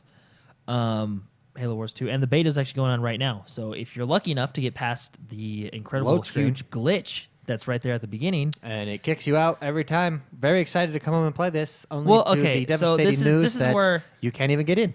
like I understand, like oh, it's a beta, you can't get mad. It's a beta that doesn't work. It's defeating the purpose of the beta. Like it's not. Do you know it's how you not make a baby working. cry? Well, wait. It You doesn't give it a work. sucker and then take it away. Yeah, That's what happened. Well, and yes, there's workarounds. Like you hit Don't start. tell you us we can play a game and then not play the game. There's a workaround which I got into it once. You can hit start and then spam the crap out of the B button in hoping to skip that first tutorial video, and then it'll bring you in to the game. But that's still kind of, beta problem number one. I can't play. Like that's So a go bug. into the That's- forums. That's a bug. Just so you know, I found a bug. I can't play. I cannot play your damn game. Yeah, that's a big bug. I mean, I know it's a beta, and I know it's it's prone to that kind of stuff, but that's just kind of frustrating. I'm It's like you excited. said, Regardless, You gave us candy, and then you took it away. Yeah. Like That's that's how you make- exactly that's how I feel. Regardless, Would not Does- be complaining if yeah. they didn't announce the beta. Yeah, exactly. If it was just broken, then that's different. regardless, I'm really excited for this game. Anyway, yeah. So I'm gonna keep trying the beta though. It's going on I think all week long. Go download it. Just Halo Wars 2 beta on your Xbox. And Download the crap out of it. download it right away. We got Mass Effect Andromeda, which was over on EA stage. You saw I didn't see much. basically of you the saw game. like what the Titan does in Destiny. You saw that as gameplay for like half a second, Yeah. but it was You mostly saw just like another cinematic trailer. walking through a planet. And then you saw programmers clicking on their computers. Yeah, we Yeah. did learn And- that the main antagonist name is Ryder, and you can either be male or female, per usual in the Mass Effect games. As and per you can- usual in most video games that give you a choice. Yeah, and the game's coming out eventually Yes. On with the Frostbite engine. with the Frostbite engine. That was big news. Frostbite engine. that was on big that. engine. Big engine. That was was a big engine. That right there was big engine. That was good news. Speaking of Frostbite, we also got FIFA 17, which was at the Yes. EA press conference, which was showed. FIFA 17 and Madden were both shown. FIFA 17 is using the Frostbite engine. Frostbite. Frostbite. The cool thing about FIFA 17 is the new mode. The that new they story have. mode, which NBA 2K already has, but I think it's really cool. But it's like a campaign story mode. You play through a career of someone coming up through the ranks into the big leagues. It's called The Journey. It reminded me. You ever see the movie Goal? I think Oh it's yeah, called Goal. except for in Goal, when the actor pan out to the actor kicking the ball, he looks like a fool because he can't even kick the ball. Seriously, if you're gonna make a sports movie, get someone athletic. That is my biggest pet peeve. Well, I mean, most people can use their hands pretty well. People can fake, dribbling at basketball. It's when you have to kick you the ball would be with your legs. surprised how many basketball movies I watch and nobody can even dribble the damn ball. And you know that they can't because what there's always basketball like shit- that split second. Are you talking scene. about Space Jam? I'm talking about. Space That's Jam. Michael Jordan, man. I'm talking about High School Musical. Actually, I'll be perfectly honest. gotta get your head in the game. When Zac Efron play, you notice he is only ever holding the ball.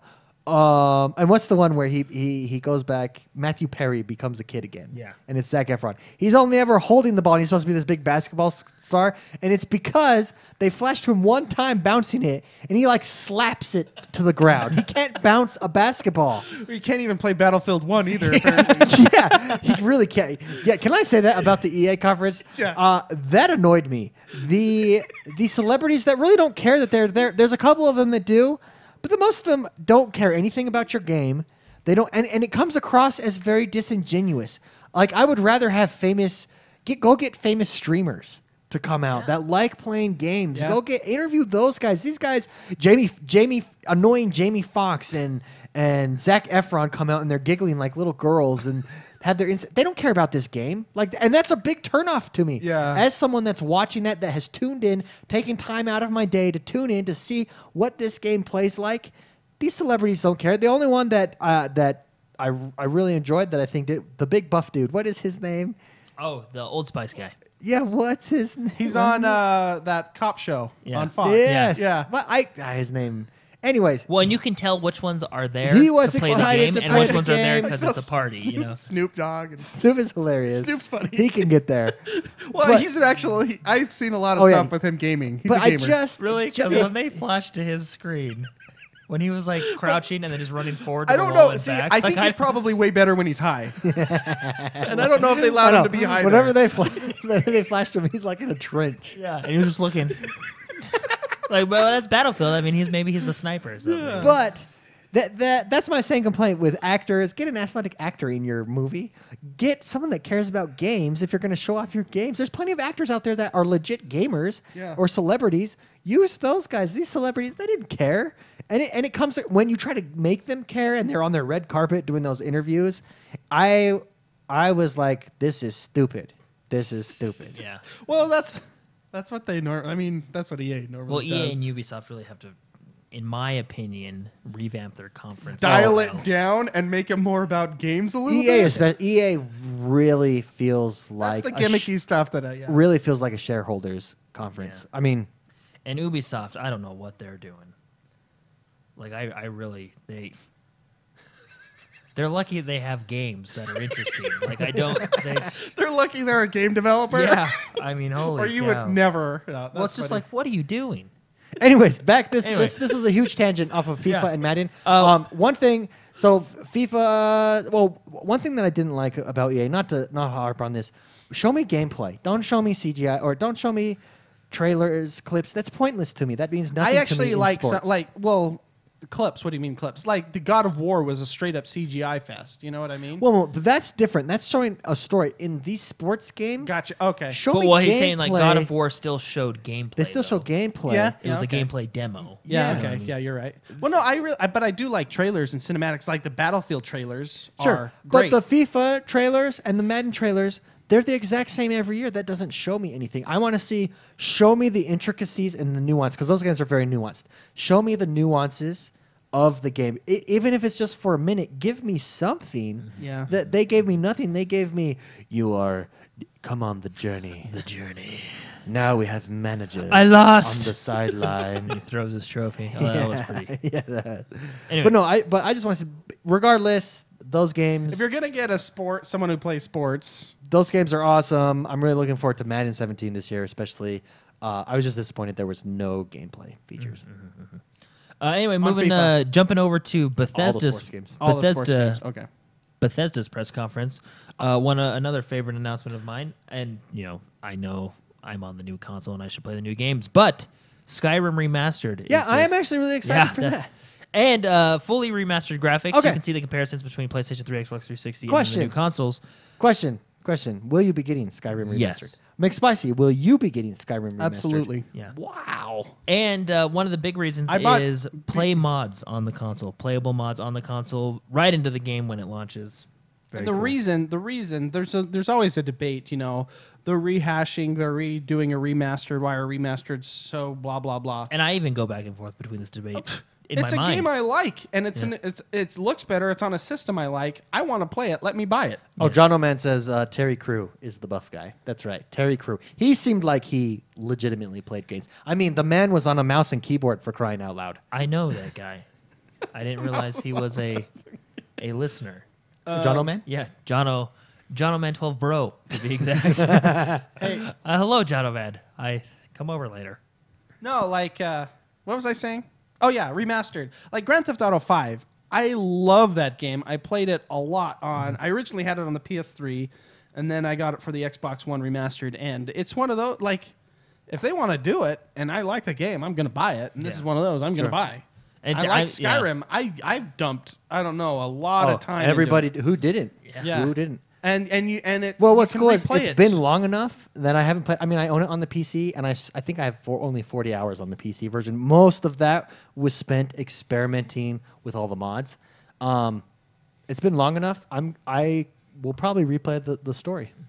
It was a good story. It was.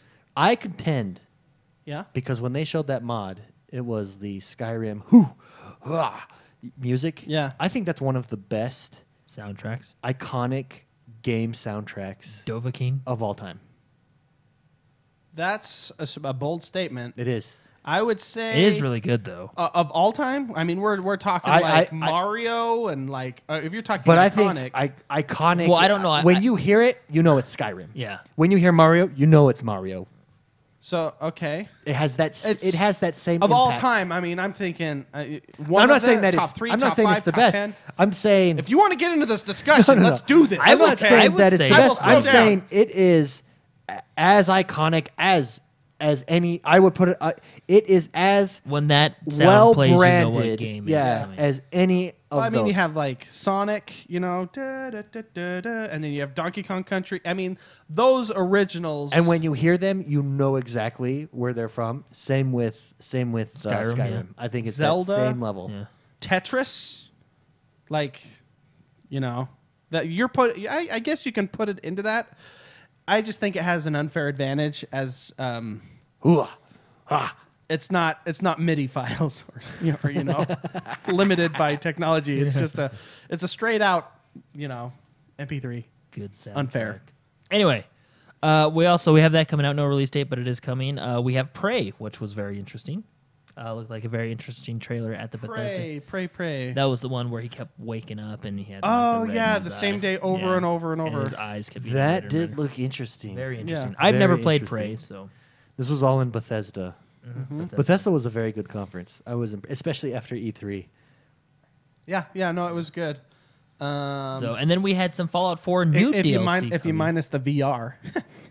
Just kidding. Sorry. Go. We had some Fallout 4 new DLC coming out. We have Contraptions, which is basically you ever play that game Mousetrap? Yeah. You That's can- I essentially saw that. that's Yeah. essentially it, right? Conveyor belts and balls No, I- dropping I, down I ramps. can't remember the release date. If someone wants to look it up, I think it's either next week or this week. Or I mean, it that one's super close. But then we have Vault Tech in July, which basically Build you can your own build, vault? build your own That's vault. awesome. Yeah. Think of Fallout Shelter for the phone now in Fallout 4. How many people are playing Fallout 4 and just playing the building aspect of it?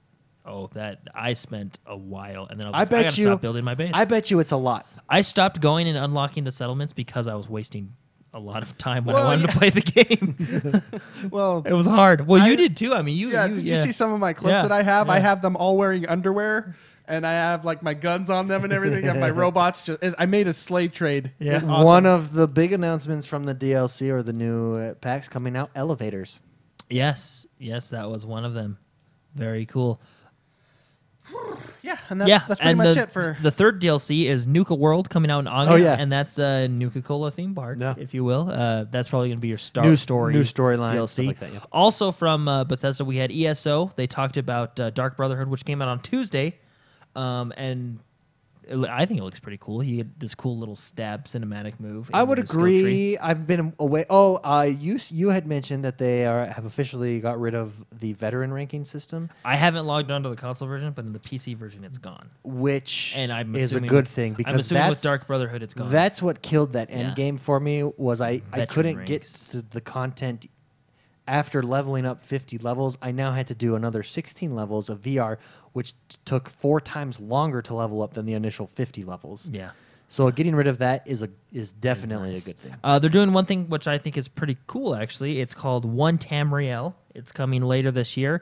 Basically, a level zone. How would you explain it? Level restrictions are taken away, kind of like in Guild Wars 2. Basically, If you went to it seems like zone scaling, Yeah, there you go. That's the best That's way it. to put it. It's zone scaling. If you're not high enough level which for a also zone, it'll bump you up. If you go back and play with friends, it'll bump you down. To I that, think you that's know? what took away some of the fun is you had to be exactly the same level as someone else in order to fully enjoy the Co-op, yeah. the multiplayer aspect of that game. That really took away. Mr. McSpicy never really got into that game, partly because we were so far ahead of him. He couldn't What do was the anything. point? He couldn't do anything with us. I don't like to play by myself in Yeah. an MMO. Who does? Who does? Yeah. So I'll go play. So some of those. that is definitely a huge improvement. Yeah, so that'll be fun. Maybe jump back Did into they it. announce 7 million players in that game? Yes, I think I heard yes, that, yeah. That granted, Good that's for them. across That's all across all consoles. platforms, but still, that's Platforms. that's a lot of people. That's nothing to sneeze So at. also at Bethesda, we had Dishonored 2 running on the Void engine, which we learned, and that's Yes. going to be coming out November 11th, 2016. No, I know McSpicy. You're not really a fan of the Dishonored series. No, I or should the be. or the style. Yeah, I hear great things about Sure. this game. But Did this do anything for you? No, well, no. The problem is, so you ever hear a name and you like You remember someone with that name. And you you're remember just- someone with that name name's and you're really just for like, you? oh, that guy's a douche, and Sure. you don't even know, but it reminds you of someone that was a douche. Yes, you know that absolutely. name's been tainted. This game reminds me of Brink. This art style reminds me of Brink, and it's so stupid. It's so I get it. I'm an idiot for being tainted because I hear great things about Dishonored, but that game Brink hurt me emotionally, physically so bad because it was such a hyped game and it hurt my feelings. And that reminds you of this when reminds this- me of that, and I'm sure. So, So- I'll eventually grow up. I definitely think I'm going to be purchasing Dishonored 2 after It what looks they great. showed. It looks great. Some of the concepts there, but I hate the Popeye hands and the Sure. weird. You're not a fan of that style. No, Yeah. I like that style. I understand That's if you don't. how I mean, stupid it's, I'm an it's idiot. really. I'm an idiot.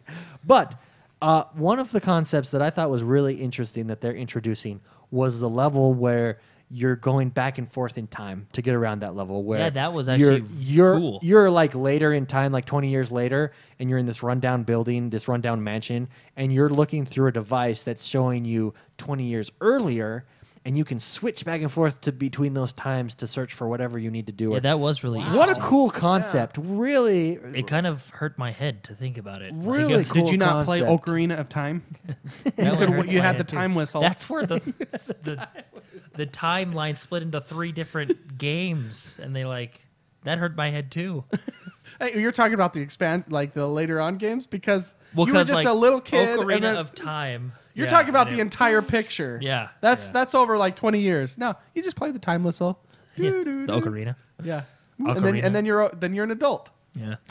Same concept. I think they're pushing really cool concepts with that game. I think it is something that I will purchase, check out. I didn't play the first Dishonored. I own it, I like the first ironically, Dishonored. I thought it was very- on my PC. Just never played it yet. Really cool, really interesting. In so fact, be I might play this just before that comes out. Just Be to sure, and Dishonored understand Definitive more about it. Edition is on the Xbox One if you want to buy it. that it is. So, but yeah, check out Dishonored 2. So now jumping over to Ubisoft's press conference, Ubisoft. we did did you see they had a video where even their employees? So you guys see that video? they said Ubisoft in America, in France, Ubisoft, Yeah. since they're French. Yeah. They did. So There was a we video- have been So correct. wait, No, we no, no, have no. been. No. We have. No, the idea of the video is here. So there's a video right before the conference, and they basically it's just this little fun. And I actually thought it was kind of a cool video. They talked to all their different employees at all their studios around the world, and they said, "Who do you work for?" And they go, "I work for Ubisoft." And then it flashed to a different. I work for Ubi, and basically the idea is, Ubisoft, whatever you want to call it, that's what we are. But what's right? They're both right. Is basically That what they're. That's too inclusive. that's essentially what that video was about, right? So, but anyway, I thought it was kind of So funny. Ubisoft games. Yeah, so we already talked about Ghost Recon Wildlands, which was shown. We talked Yeah, about very disappointing. yeah. Can I just reiterate? Well, it does. It's feels like probably a very fun game, and if someone that has never played Ghost Recon, I'm sure this really hyped you up for it. It's just not what I have come to expect from Ghost Recon, at least from that gameplay. Now, maybe that's just a one-off thing, and well, and and it is, maybe they're just trying to show like the choice. You can go in guns blazing if you want. Th- Well, perhaps, but here's the perhaps. but deal. it's still like that wasn't Ghost Recon. here's You the- were Yeah. a Special Forces Ghost Squad. You know what I mean? What I appreciate from a stealth game is not being able to go guns blazing. Because I want to be punished for going guns blazing. Well, Ghost Recon isn't necessarily a stealth game, though. Especially in the later iterations, you are rewarded for ambushing and stealthing. You can Well, still put go it in this guns way. blazing, but it was extremely hard. yeah, you don't would die. generally Yeah. go in guns blazing So because you would die. in real It's mili- much more strategic. Yeah. And this didn't seem very strategic. Also, I hate the fake Let's Play. Yeah. And I sometimes think about that. I go, because what we're watching is a very staged, bad voice acting. Well, I don't mind demo. that. It's the voice acting and use language that normal people would be use. Don't use. It's on the south side. I've got him. Can we get suppressive fire over here? Yeah, No one talks like they that. could improve that. I just think, what else are you supposed to No, do? it's true. It's true. It's true. You know I'm just, that I'm just being picky because I love that series so much. I was just Do a what- little bit disappointed. So we'll see as it gets closer to launch. I'm sure we'll see more, and maybe I'll get excited. And maybe it is that more armor like feel that they portrayed in the first ones. So Just from watching that demo, though, it felt more like the Division to me than it did like an expansion coming to the Yeah. Division. Than Well, it did a do you know Ghost what I- Recon do you know game. what I And- liked and not to say that the Division's bad. The Division's a fun game, but that just didn't feel like Ghost. Speaking of the trailers, I really like what Sea of Thieves did for gameplay. They just gave random people, they just threw them in and let them play it. Yeah. And that's actually realistic. The guy's screaming, "What do I do?" You know, and he's Wait for me. We're sinking, you know, and all Yeah, that yeah. stuff. And that's realistic. This was like, yeah, this was very canned. What's your 10 for? You got a guy at 3 o'clock. Oh, don't worry, I'm almost to the helicopter. All right, 10 for. All right, we got to get out of here. We got to get out of here. They're coming. Where are you guys? They also showed Grow Up, that little robot game that we saw But last I year. mean, I don't mind it. Grow too Up. What did you think of Grow Up? It's just they didn't show too much. Sure. They just talked about it a little bit. So I think it's I don't even have Grow Up. so it was in the Ubisoft conference. Yeah. Yeah, you do. It's right there. Yeah, yeah, Bam. yeah. okay. Bam, bam, Bigelow. So anyway, When I'm One of- when I'm excited about one of my favorites. They had South Park, The That's- Fractured Butthole. that's the concept of the story behind that game, taking a They're shot making- at yeah, they're making all fun of superhero Marvel. movies, They're making Civil War. cracks me up. That trailer was hilarious. One thing that's really cool is if you pre-order this game, like I did, you get the Stick of Truth on Xbox One for And- free. And if you're a South Park fan, which I am, I love South Park. The game, it's like you're in a South Park cartoon. Yeah. It is And funny as you can possibly I imagine. dabbled into the Stick of Truth this week, played it. It's actually a really fun RPG. It's like great. the RPG aspect is like really ridiculous and like well, I mean the story Like it's, the it's weapons funny. and- Like it's funny. Like it's a funny, ridiculous story, but the RPG mechanics are actually really good. Like at the very beginning of Like Stick the of Truth, combat and everything, yeah. they're asking you to put your name in, you know, Sure. and you're like Mark. Oh yeah, that was And then Cartman goes, "You did you mean douchebag?" And you're like, "Mark," and he's all, "Douchebag, right?" And so you're named douchebag. Yeah, that's what it is. It's funny. And so anyway, yeah, South many Park. great things about If you that pre-order game. South Park: The Fractured Butthole, you get Stick of Truth for Who free at that on the trailer? Xbox Who was One. the guy at the very end that came out and was like, Which one? The one on the left, middle, or right? No, he at comes the very end when he at the opens very, the very shed. end. He comes out, opens the shed or the garage. container, and he talks about Oh. microaggressions. I don't know. I don't. I was. I'm out of pop culture. I don't know who that was either. I don't think a lot of people knew. I mean, I'm sure when I find out, It'd and be it's funny. Probably really. They're like making fun of him. I'm sure that's what South Park does. I'm sure Yeah. it's hilarious. No, but yeah, that was Matt Stone and Trey Parker, the one Yeah, that had the the belly. creators. Or Trey Parker actually gained some weight. Oh yeah. He's bigger than I remember. Good for him. So, but yeah, so that comes out. I think December. I know it comes out in December. I can't remember that. I think the 6th or the 9th, one of the two. But anyway, it comes out in December. You get the Stick of Truth on Xbox One. Yeah. And what was I going to say? I have no idea. Next game. No, I was you gonna you say- get there was, Stick of there was Truth something for about free. South Park though that I forgot. Anyway, well, that's coming Yeah. out. Well, I love how they're So- doing the Civil War. That's what the Yeah, game is. The that's funny. Civil So War. funny. Oh yeah, what it is the second one takes place basically the next day from the first one. Your friends are tired of playing fantasy, so they decided to Yeah, play because superheroes. the first game was fantasy. Yeah. And So basically, the first game takes place on Tuesday. The second game. and you're a takes new place kid in on town, and now Thursday. you're playing. Or You're playing. Wednesday. You're playing superheroes. Anyway, then we got one I was excited for, but still not coming out for a while. For Honor. I got to see a story trailer, which was kind of cool, and just more gameplay. I think this game looks good. I think it's going to be fun to play, but it's not coming out until February 14th, 2017, so still got a while to go. Then we got Trials of the Blood Dragon, which is out now. Basically, Trials got together with the people that created Blood Dragon, and they made Trials Trials of of the Blood Dragon. Dragon. And it is out now. And then, of course... Oh, can I talk about that? Yeah. That was hilarious. Yeah. Those two guys. I am the president of Finland. so it's Trials, but they're adding Blood Dragon into it. So if you ever played a Trials game, it's you're on a motorcycle and you try to get from point A to point B with obstacles. But the trailer was hilarious. They're like communist aliens. You can fight communist aliens. They're just adding a loud and obnoxious Blood Dragon. way to play this game. Yeah. It looks really cool. I was looks funny. really excited about that game. And it's out now.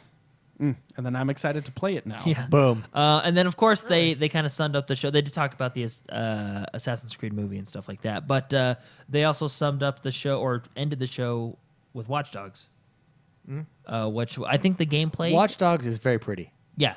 Watch Dogs 2. Sorry, Watch I think Dogs the gameplay for Watch Dogs 2 looks really good. Yeah. I did enjoy the first one for what it was worth, but I'm still gonna wait for this one to come out. I'm not jumping on the pre-order. Just waiting We to jumped see. on the hype train for the first one. Well, and the thing that gets me is I don't like seamless like I Seamless understand what you're multiplayer. saying. Like, hey, that's fine, that's great. Have seamless multiplayer in there. Do No. whatever you want with it. But when all else fails, like, oh, seamless multiplayer, let me connect to Mark. Oh, it's not being as seamless as I want it to be. X invite. Like, I would have just that say- option. Well, but as they'll well. have that. Looking for group. Oh, well, yeah. The Xbox will have that. will. So- Yeah, Microsoft goes, hey, they're not doing it. Let's do it. Yeah, So- but remember in the first one, you like couldn't invite your friend though. No, I like, know it the was first one's awful. frustrating. Yeah, but maybe it's fixed now. They have Anyway. fixed that. I've heard that it's fixed. Yeah. Anyway, yeah. So that's. I mean, I'm waiting on this one. Sure. I'm waiting on this one. They also showed Steep, which I don't know how I feel about. I actually. Yeah, that was, and they put a lot of, there was a yeah, lot like of a time lot emphasis of, on yeah. this. Basically, it feels like.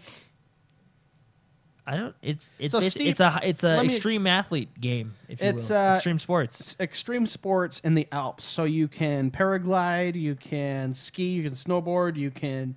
What are those flying suit, squirrel suit Squirrel things? Squirrel fly. Yeah, squirrel flying thing. You can do all that, and it's very open world simulator-ish kind of deal. That appeals to me. Yeah. Yeah, I don't know. The concept appeals How to me. much? But they How put, does it play? They put a lot of emphasis. One of my on this favorite game. games There was on- like, here's like you got your brackets of here's this game, this Sure. game, this game. That was a good like. I think because it's new. 35% And it's not of necessarily necessarily new in concept, but it is new. What's funny is they said it was. They said they're bringing a new IP with a new genre. They're basically saying they're creating a new genre of game. That's what they said with this. Well, it is kind of it is kind of new. I guess. I guess you we'll know, have to like- see how it plays out, but it's very much. It reminded me of Pilot Wings. really, but in Pilot Wings, you're progressing and you're learning. This is just you're dicking around on a and you can record it. and you're gonna record it.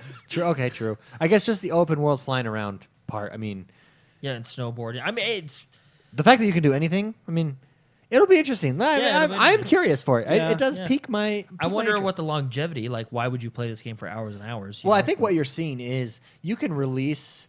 I could see a game Release like. a lot of tension. Is I- that what you want to do? I can see a game like that with DLCs, with constant updates, really having a lot of content. Like, yeah.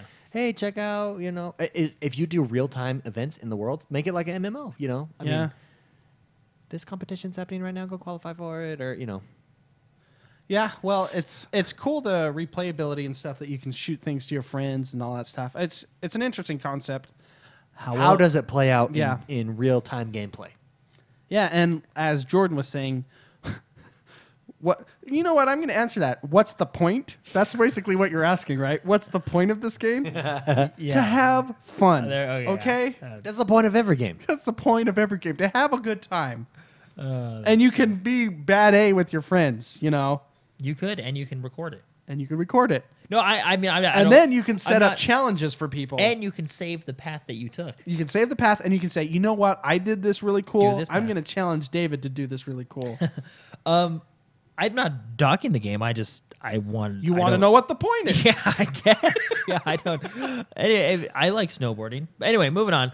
Jumping over to Sony's press conference, they had mostly exclusives, kind of like Microsoft for the majority, but they did have a couple that were cross-platform that I want to talk about. One of them, which really surprised me, and I thought it was really good actually, the new Call of Duty game. Yeah, Call of Duty Surprisingly good. I was like- impressed the hell out of me. Even I actually didn't David, think it was Call of Duty for Yeah, a good me time. neither. I was like, Yeah. is this Elite as Dangerous? soon as they started shooting, I said, "Is this Call of Duty?" Because of that Yeah, mechanic once- came up. But David said, "Why didn't they just use that as the trailer?" Yeah, that should have been the announcement trailer when it was very first announced. Well, see, the because it was cool. I'll admit, like it was a cool gameplay. how I knew it was Call of Duty like 10 minutes in is you have your hit marker reticle. It's the Oh, little the X. X. And I'm like, wait a minute. This is Call of Duty. Well, when he started aiming the gun and then turning the gun to the side to aim on the two scopes, I was like, I think this is Call of Duty, but I'm still not sure. I'm not sure. We're flying through space. I know just Call of Duty's ejected in from a spaceship. Yeah, but even the space battle, I was like, wow. What is this That's game? cool. Is this Elite Dangerous in a different arcade? I thought to myself, I hope this isn't an exclusive because that looks cool. And then I found out it was Call of Duty.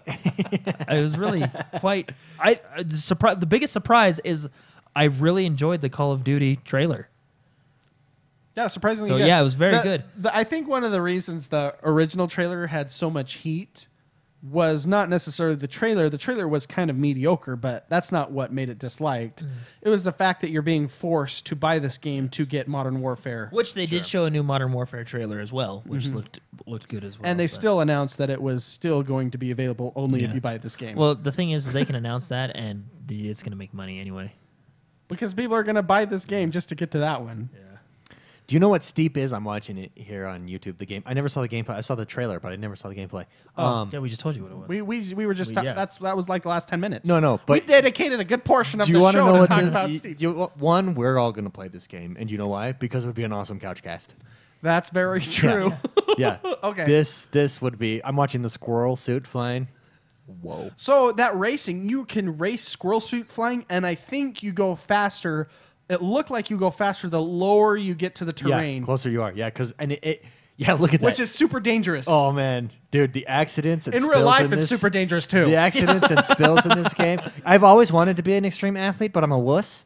So that's what This- video games this, are for. This will enable me to do it. I mean, I think it does look cool. Like I said, I don't know what to do. Like after 2 hours of that, This is what gonna, do I do? It's going to be all about stunts and stuff like that. But Yeah. anyways, Yeah.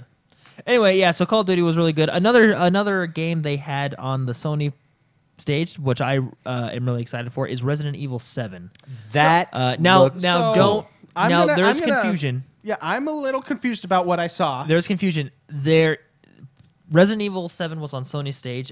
It is going to have PlayStation VR from beginning to end, playable as that game. But Resident Evil 7 is confirmed to come out on PlayStation 4, Xbox One, and PC as a Resident So- Evil game.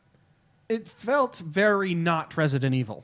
It felt like the. I felt think like it felt felt retro more Resident Evil closer to myself. the No, because that was not. Wait, do they do the camera angles? Because this was all first person. You got to think you were in VR as well. Like that was the VR yeah. demo. Okay.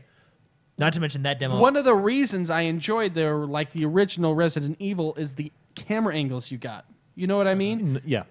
This was I was all first Let me- person. It felt like a horror game. Well, let me rephrase that. I think, atmospherically, it felt like Resident Evil. And I don't think Resident Evil has had that feel since Resident Evil 2. okay. Now, keep in mind that was a VR experience. So the game itself, like, you can Once play that. again, here I made my fun graph when I was watching this about how the more VR there is, the less fun I have. Okay. Then once again, this is VR. I know, but keep in mind, I like literally made that when I was watching the game, Sony. the game is playable on PlayStation VR from beginning to end. And I assume show when you people when you click on you can see my when you fun click on graph VR, it'll throw right you there. into that first person mode, right? But the game itself might just be your typical third person Resident Evil. with all VR, just get out of my games. yeah.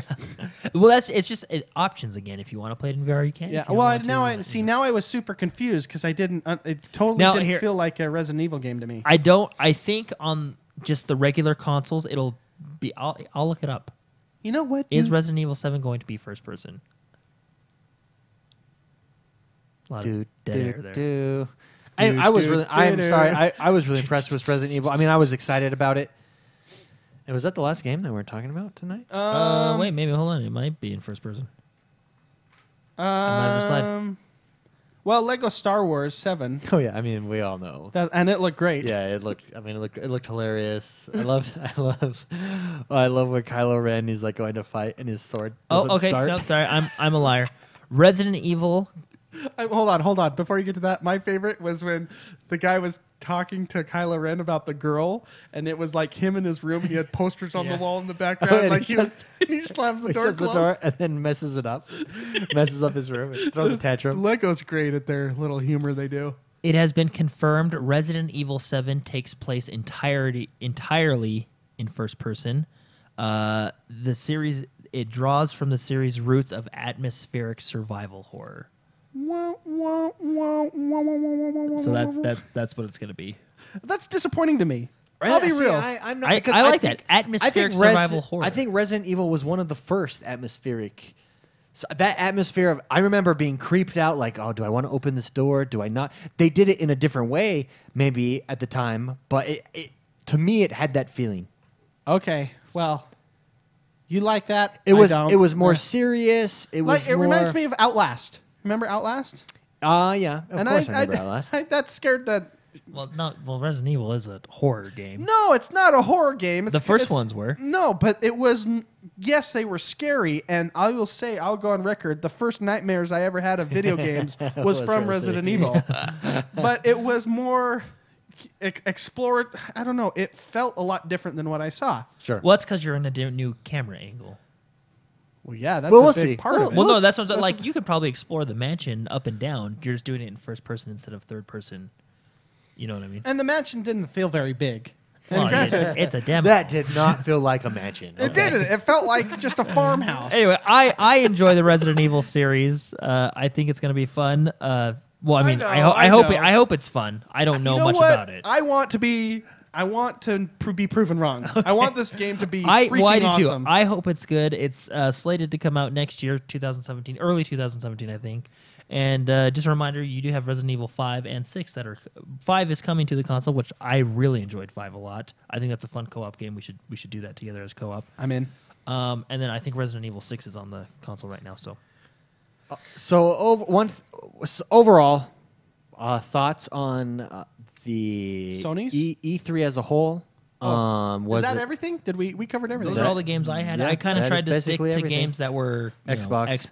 Xbox. Yeah. Overall, E3, how did we feel it go? And then the Microsoft conference, how did we feel that goes? I thought that E3 went really well. I mean, I like it. If I just like it. Yeah. And I think Microsoft did a good job with their press conference. Yeah. I do too. I think Better than last year? last year's was pretty dang good. Yeah. Last year's was like game trailer after game trailer after Sure. game trailer. I felt like Sony, did a really good job starting with God of War. Yeah. I think that laid the groundwork for the rest. They rode. And granted, you had great games like what was that? What was the game that reminded me of Last of Us? Detroit.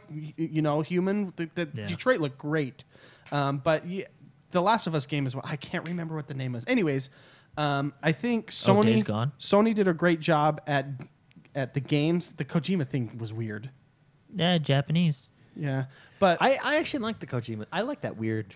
that's again, Japanese. I like those weird. It made no I sense. like that's Kojima. I mean, look at Metal Gear And they Solid. put It just Daryl goes in there. weird all of a sudden. And so, overall as a whole, I just want to say, that gameplay wise, Sony, I really enjoyed the God of War.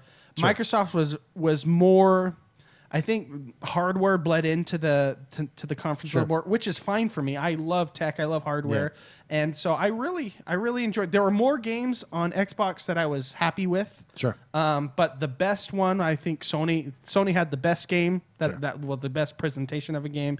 But Microsoft had a lot more of the games that I was excited for. I think Microsoft, the things that I got most excited for in the Microsoft conference and what they nailed was features. yeah, The features coming out, very See, very gamer centric hardware. hardware, yeah. I will agree with you. Sony nailed that God of War. It was so great. That God of War was just really, really good. Yeah, I'm gonna look. I've at always liked God of War though, always.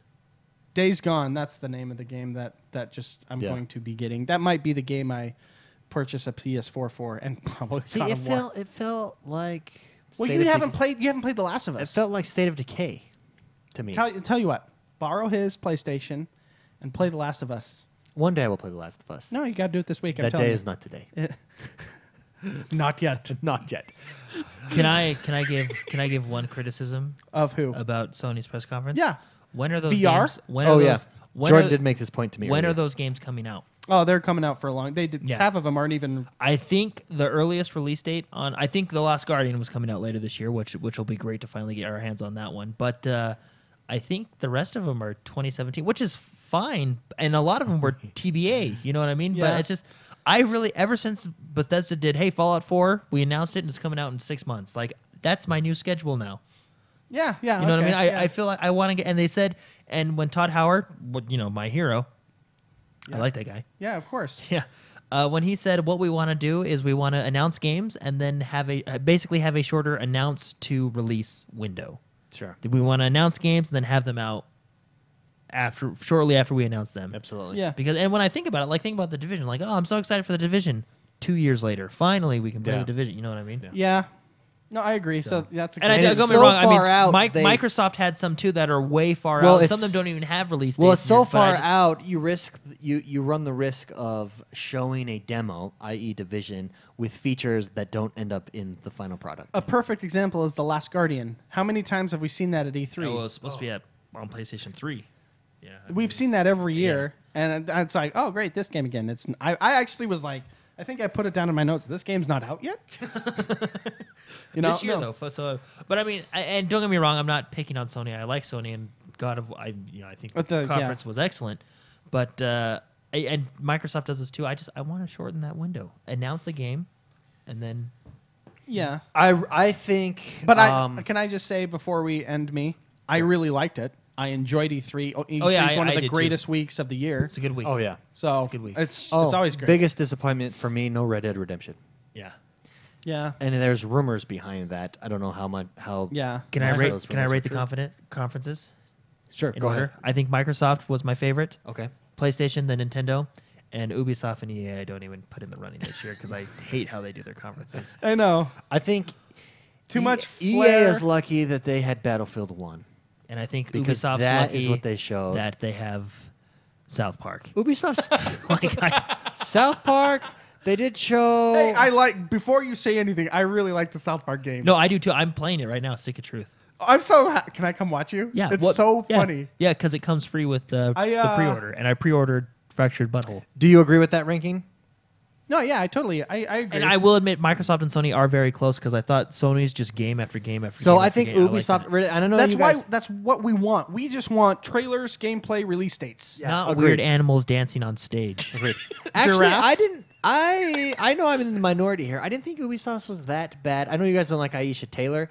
No, it's not that I don't like her. we don't Well, like- no. look- The shtick I'm not a fan of. I don't think I like The any of like it. trying to be cool and show off your gamer credentials by talking about things that you're clearly not. But I will say, I think that's the better way to go with having a professional commentator up on stage. I think that's smart.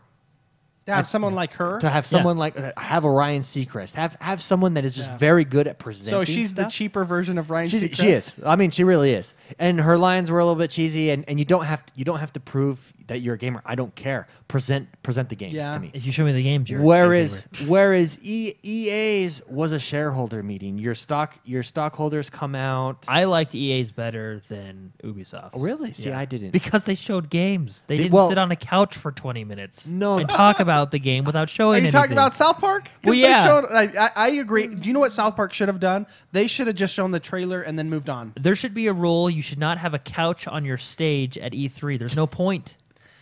Well, E3 and Ubisoft just don't do it like Sony and, Well, and Microsoft and Nintendo. Nintendo does it the same way. So But I want to say, Well, Nintendo, call me they- old-fashioned. Okay, go ahead. Call me old-fashioned. You're old-fashioned. Okay. I really want to share these games with family and friends. I really do. I really want to share my Oh, passion. Yeah, and Ubisoft is a Um, little. So that's and you're talking to a guy who loves South Park, you know. So I know there's a time and place for cussing. There is. There absolutely is. a nicely timed F-bomb Is fantastic. is hilarious. But when you're forcing it, like, So- like Ubisoft, she did. She does that a lot. So I have a hard time wanting to share this stuff with friends and family when every 10 minutes or 5 minutes there's an F-bomb or something. Call me old-fashioned, but like that's one of the reasons I like Microsoft is how clean they are. Oh, Sony's fairly clean. yeah, remember when they bleeped Well, out the Gears of War trailer? That was That hilarious. was so they bleeped I think That's that a great should- example I of- think they should just keep that in the game because that was funny. Did you see So- that part? Yeah, that was it. But that's why we exist, Yeah. So I'm sorry. I just didn't what's why we care for- exist to to provide that medium. that medium? Yeah, because there's a time and We're place. the guy and you take home to mom. That's what I Excellent Bros is. game like Grand Theft Auto. I'll play with headphones. It's fantastic. But when I want to share stuff, I don't want to go to a conference and have just have to change the channel Yeah, I think when there's kids Well, I around, think you know? Wild Gopher said it perfectly just right now in chat. He said Ubisoft just wants to drop F-bombs to be cool, and that's what it felt Oh like. yeah, Yeah. It was disingenuous. Yeah. They were Anyways, forcing it. overall though, I'm really excited where we're going.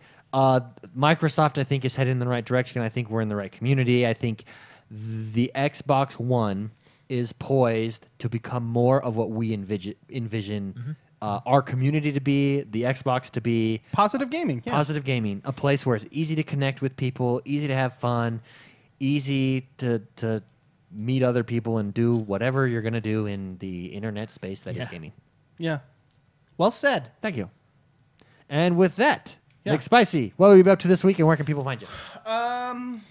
You can find me on Twitter at Mr. McSpicy, and my gamer tag on Xbox is Mr. McSpicy.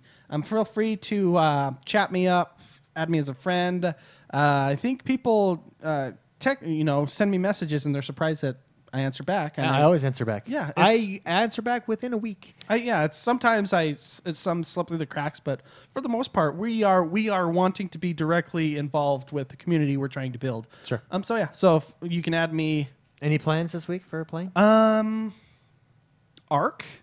Yeah, of We're course. going to be playing Ark. Of We're course. on a new server. Oh, yes. Announce that new server. Shoot. And why did we move servers? Because there was way too Destroyed. much. We got wiped and wiped and wiped. we were flushed down the toilet so many times. It was just too much. It was just too much for us to handle. So Well, you look up that new server while Jordan tells us where people can reach him and what his plans are this week. It's Jordan the Man XOB everywhere, and probably Forza Horizon 2. I was watching you play that. I think I might jump in as well. Yeah, we can play together. We can play together as friends. As It'll be friends. I'll also be playing Overwatch as well. Oh, yes. Yes. Because I love that game. Do you know why I like Overwatch over a game like Heroes of the Storm? And actually, it's one of the reasons I like Ark, is the time limit of gameplay is limited. Matches only last like 7 minutes Sure, in yeah. Overwatch. I feel like I can sit down, play a game, and be done. Yeah. You know what I mean? Get your fix in for the day. When I play a game like Heroes of the Storm or something else, North America 453. North America 453, Korag and Ryan93, thank you in chat. North America 453, I believe you want to spawn, if you start there, in East 1. Is that right? Remind me, chat, if that's right. And we just set up a group ranking system, which means, yes, we know some people have been taking stuff and dying. That's bad. Don't do that. Die with your own gear. That's me. Die with your own gear. I play it in the middle because of the night, take all this- your stuff and go out and die. This game is ruthless. It is. You will die a lot, and dying is part of learning.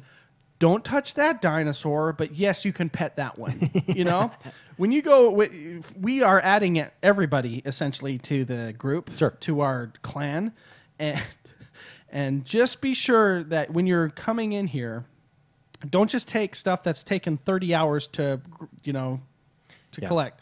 So, and that's okay if that's happened. It's Ark. We understand. It's a hell of a world to live in. It's very difficult, but just know we're adding a ranking system. So now there's some cupboards that are now locked. You don't have the key to, which is great because now the community is going to be a little bit more uplifted, Organized. We're organized. getting organized. It's so it's We're creating a society here. it's you That's know what we're doing. Okay, I got some beef. I created a sign that said "Home Sweet Home" on the front part of our gate. The reason I did that is because A, I'm a nice guy and I like to come home to my home. I saw in forums that sign got changed. Yes, it got changed, and that's super frustrating to me. What did it get changed to? I don't know. They changed it so many times. But the reason I put "Home Sweet Home" is so when an evil player comes sneaking along going, I'm going to take all this guy's stuff, they'll see that sign and go, these guys seem like they're nice people. I'm going to... Don't bad guys usually pick on nice people, though? Don't you want to say, if you come in, I will kill you and your family? Well, I mean, that's Welcome essentially home. on every Ark. That's every Ark building. That's true. That's true. This is just like, hey, you know what? He's probably just a nice kid. Let's just keep moving on. That's the sign. I put "Home Sweet Home," and people kept changing it to just different things. Whatever. So North America server 453. If you have questions, Oh. if you want to communicate with other people in that game, head over to our forums. That is the focal point of our community at this point. Head over there, Shout- discuss. Shout out to Anvil, our allies, I believe, at the moment. Oh, very nice. Yeah, thanks out. I think they listen to the podcast now too, All right, so Anvil. they're right down the beach from us. Yes. Thanks, guys. Thanks for your help. Remember, everyone. when you jump in, where do you spawn again? East 1, I believe East it's- 1, you keep your water on the right side and just run straight ahead.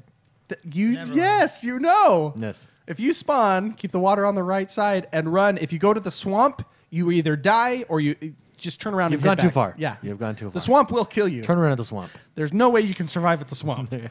I am X1 Bros. I will be actually. I jumped into Divinity Original Sin again. Such a good game. I'll probably be playing that again this week. This will be the first week that I'll get to actually play games, and I'm so excited. I'm so excited. It's been a long last couple of weeks. You guys want to play Overwatch with me over the weekend? I would love to. Yes, Jordan, you want to? I would love to join Yeah, you let's in do that. a game of Overwatch. I love that game, and it's way more fun with people. I'm X1 Bros everywhere. Add me on chat. On chat. Add me.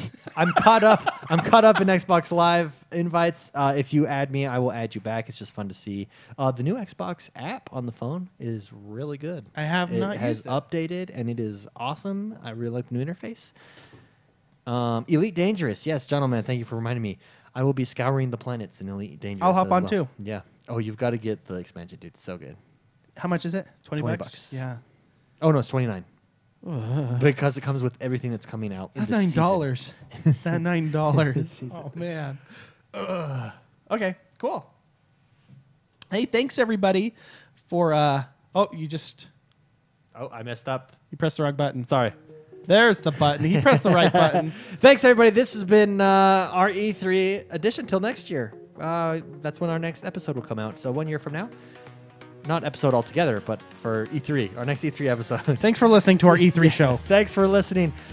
NHL tournament is starting this week. Everybody in the NHL tournament, you will have received an email from me and a message on Xbox Live and in the forums on how to compete. Good luck. We will see you guys next week. Have fun.